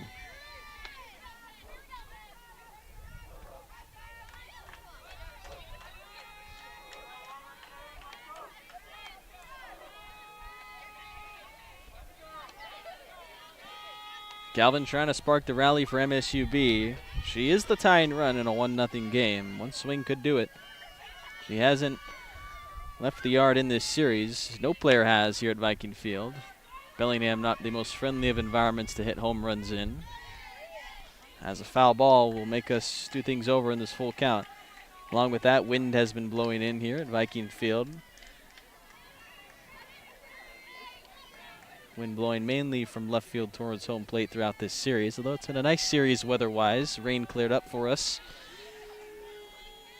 And we're at least going to get through all 4 games. No cancellations. No rain and hailstorms like we saw in the series against St. Martin's. This is a pop fly into right field. McKenna Crum easily there to get it for the 2nd out in the 6th. No lightning storms. Blue skies today.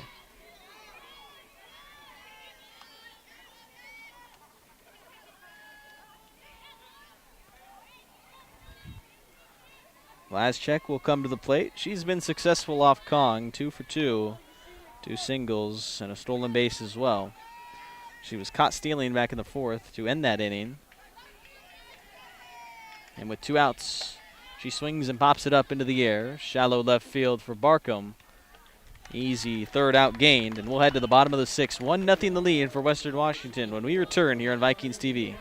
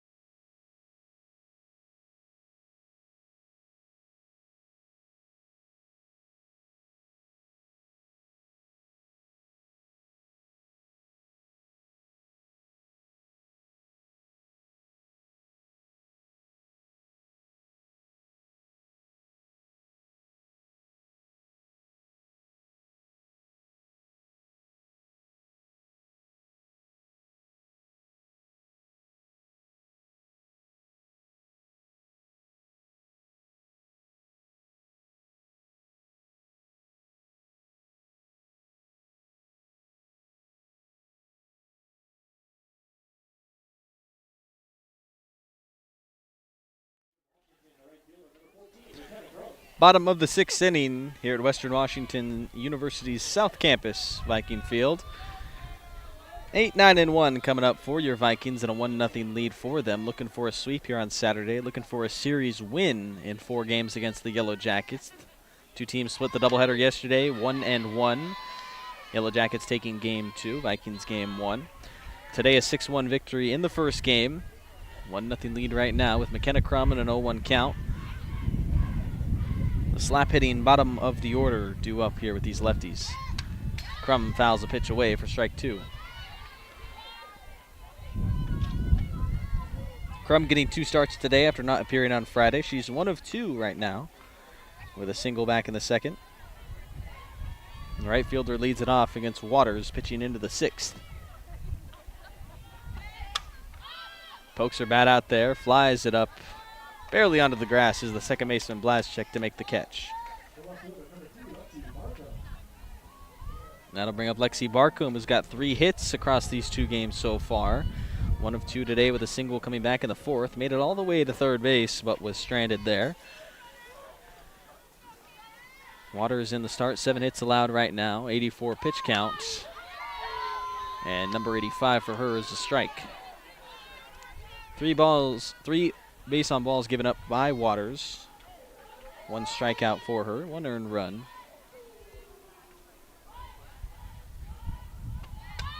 Markham fouls this one back.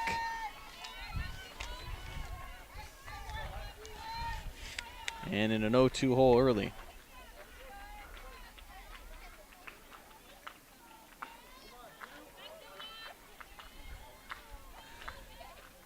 The 0-2 pitch with 1 out from Waters. Barcombe pokes her bat out there, but hits it foul.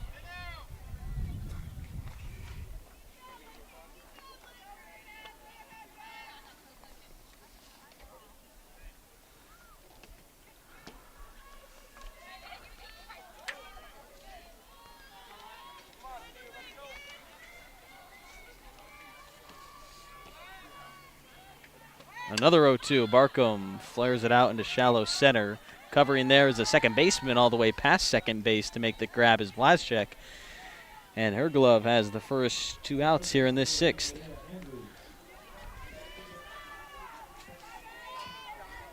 That'll bring up top of the order hitter Malia Andrews, who is without a hit today.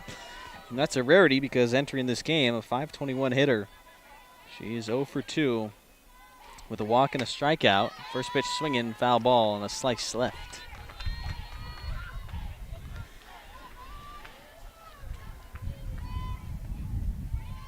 Andrews has not found success against the lefty Waters. Yesterday was held without a hit.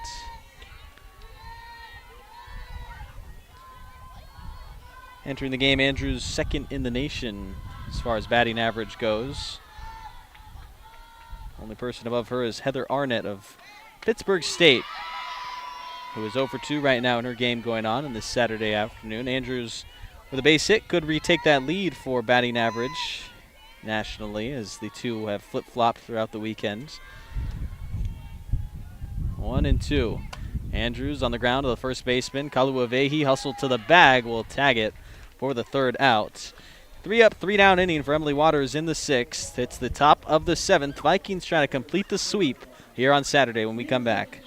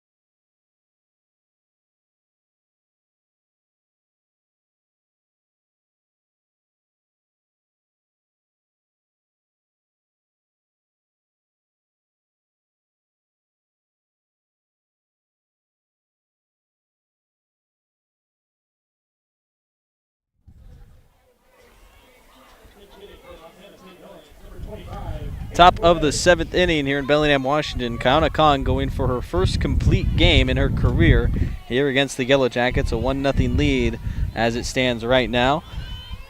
Yellow Jackets are going to go to the bench for a bat here to start it off. Peyton Roberge, first time we're seeing her bat for the Yellow Jackets, will face Kong, who's been mowing down these Yellow Jackets. 7 strikeouts for her, only 4 hits allowed and no walks. First pitch taken for a ball. So Roberge is pinch hitting for Bryn Luck, the left fielder, as it's the 4, 5, and 6 coming up for Montana State Billings.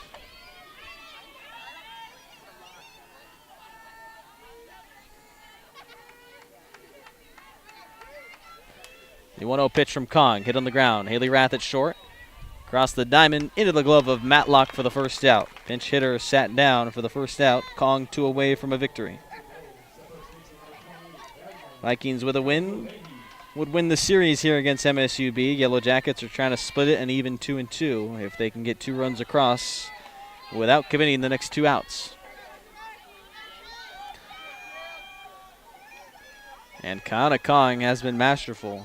85 pitches at this point, and in just the 3rd start of her career, looking to go 7 innings for the first time ever. First pitch miss outside to Kaluavehi.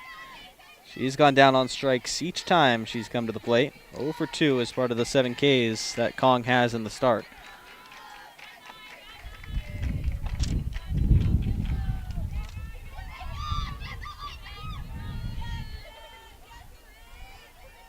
The 1-0 delivery from Kong. Inside strike given. Montana State Billings has 40 home runs on the season as a team. It's the most in the GNAC by far. 2nd place with 25 as a team. About 15 away from MSUB. Haven't seen the power come out in Bellingham as it does in Billings, but one swing could tie it. Kaluavehi tips that for strike number 2. She was under it. 1 ball, 2 strikes. Kong with 1 out. 2 to go for a series win. Here in a day where the Vikings have worn their uniforms for Autism Awareness Month. They've inducted the 1998 NAIA National Championship team into the Western Hall of Fame. Trying to get 2 victories. Kong's pitch with 1 out. Low, ball 2 taken. Vikings head on the road against Central Washington for 2 doubleheaders. And next weekend, MSUB will play Western Oregon in 2 doubleheaders. Those will be the final home games for the Yellow Jackets before traveling on the road to Nampa. Here's Kong's 2-2 pitch. Taken outside, full count. GNAC championships are May 1st to May 3rd.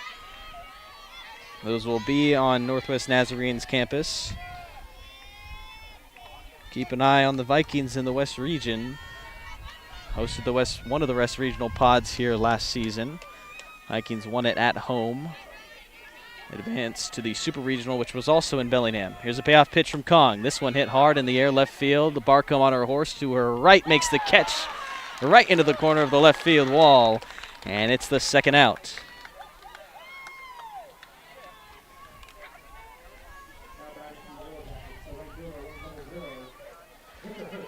Winterhurst, the last chance for the Yellow Jackets against Kong. Just the narrow 1-0 lead.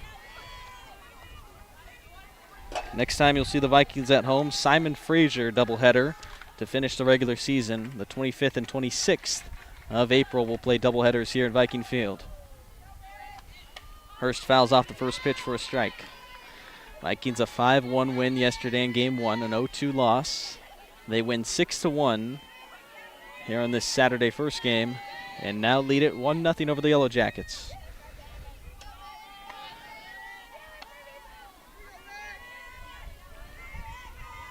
Kong trying to finish the gem. Hurst trying to delay that from happening in an 0-1. Sees the pitch outside for the first ball. Akers on deck, representing the go-ahead run in the on-deck circle. Hurst is the tying run.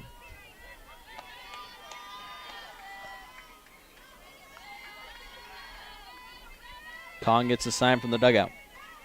From the rubber, delivers a 1-1 pitch. Taken high for ball 2. Close there on the strike zone. Steve Anderson says just missed. And Hurst is ahead 2-1.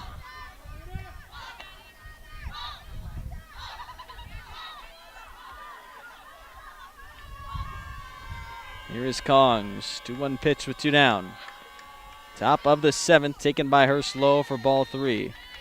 Kong has not walked a batter in this game. She's only walked 5 batters all season, one of them coming yesterday.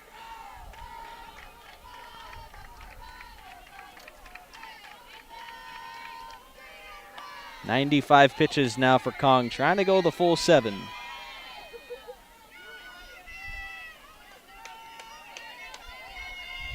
A 3-1 pitch. Hurst takes it for strike 2, and it's a full count. So here you go, top of the 7th, just a 1-0 game.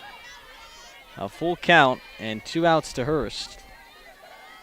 Down to her last strike, down to the last out in the final game of 4 here in Bellingham between the Vikings and the Yellow Jackets. Kong looking for her first complete game in her career. A 3-2 payoff pitch from her. Hurst swings, pops it up, foul, out of play, and they'll do it over again. Kong came into this game having just 2 career starts. She's been the lockdown relief pitcher for Cheryl Gilmore's pitching staff, but today called upon to try and go the full 7. Something she's never done. Another full count pitch from Kong. Hurst at the dish. Swings and hits this in play straight to Connie Patoy into her glove for the 3rd out. The Vikings have won the series with a 1-0 victory here on Saturday. Vikings sweep the Yellow Jackets in the Saturday doubleheader. 6-1 in Game 1 and 1-0 here in Game 2. Kana Kong, her first ever complete game shutout and just her 3rd career start. Kong has pitched a gem. Vikings win and advance now to 29-10 overall, 13-3 in the GNAC, leading the conference in record. Montana State Billings falls to 11-24 and 6-9 in the GNAC. Vikings head on the road against Central Washington for 2 doubleheaders. They'll then be back home for 2 doubleheaders against Simon Fraser. Yellow Jackets head back home for some games against Western Oregon. Vikings win the 4-game series 3-1 here at Viking Field. Thanks for tuning in for these last 2 weekend games. We'll see everyone in 2 weeks against Simon Fraser. Have a good rest of your day, and go Vikes.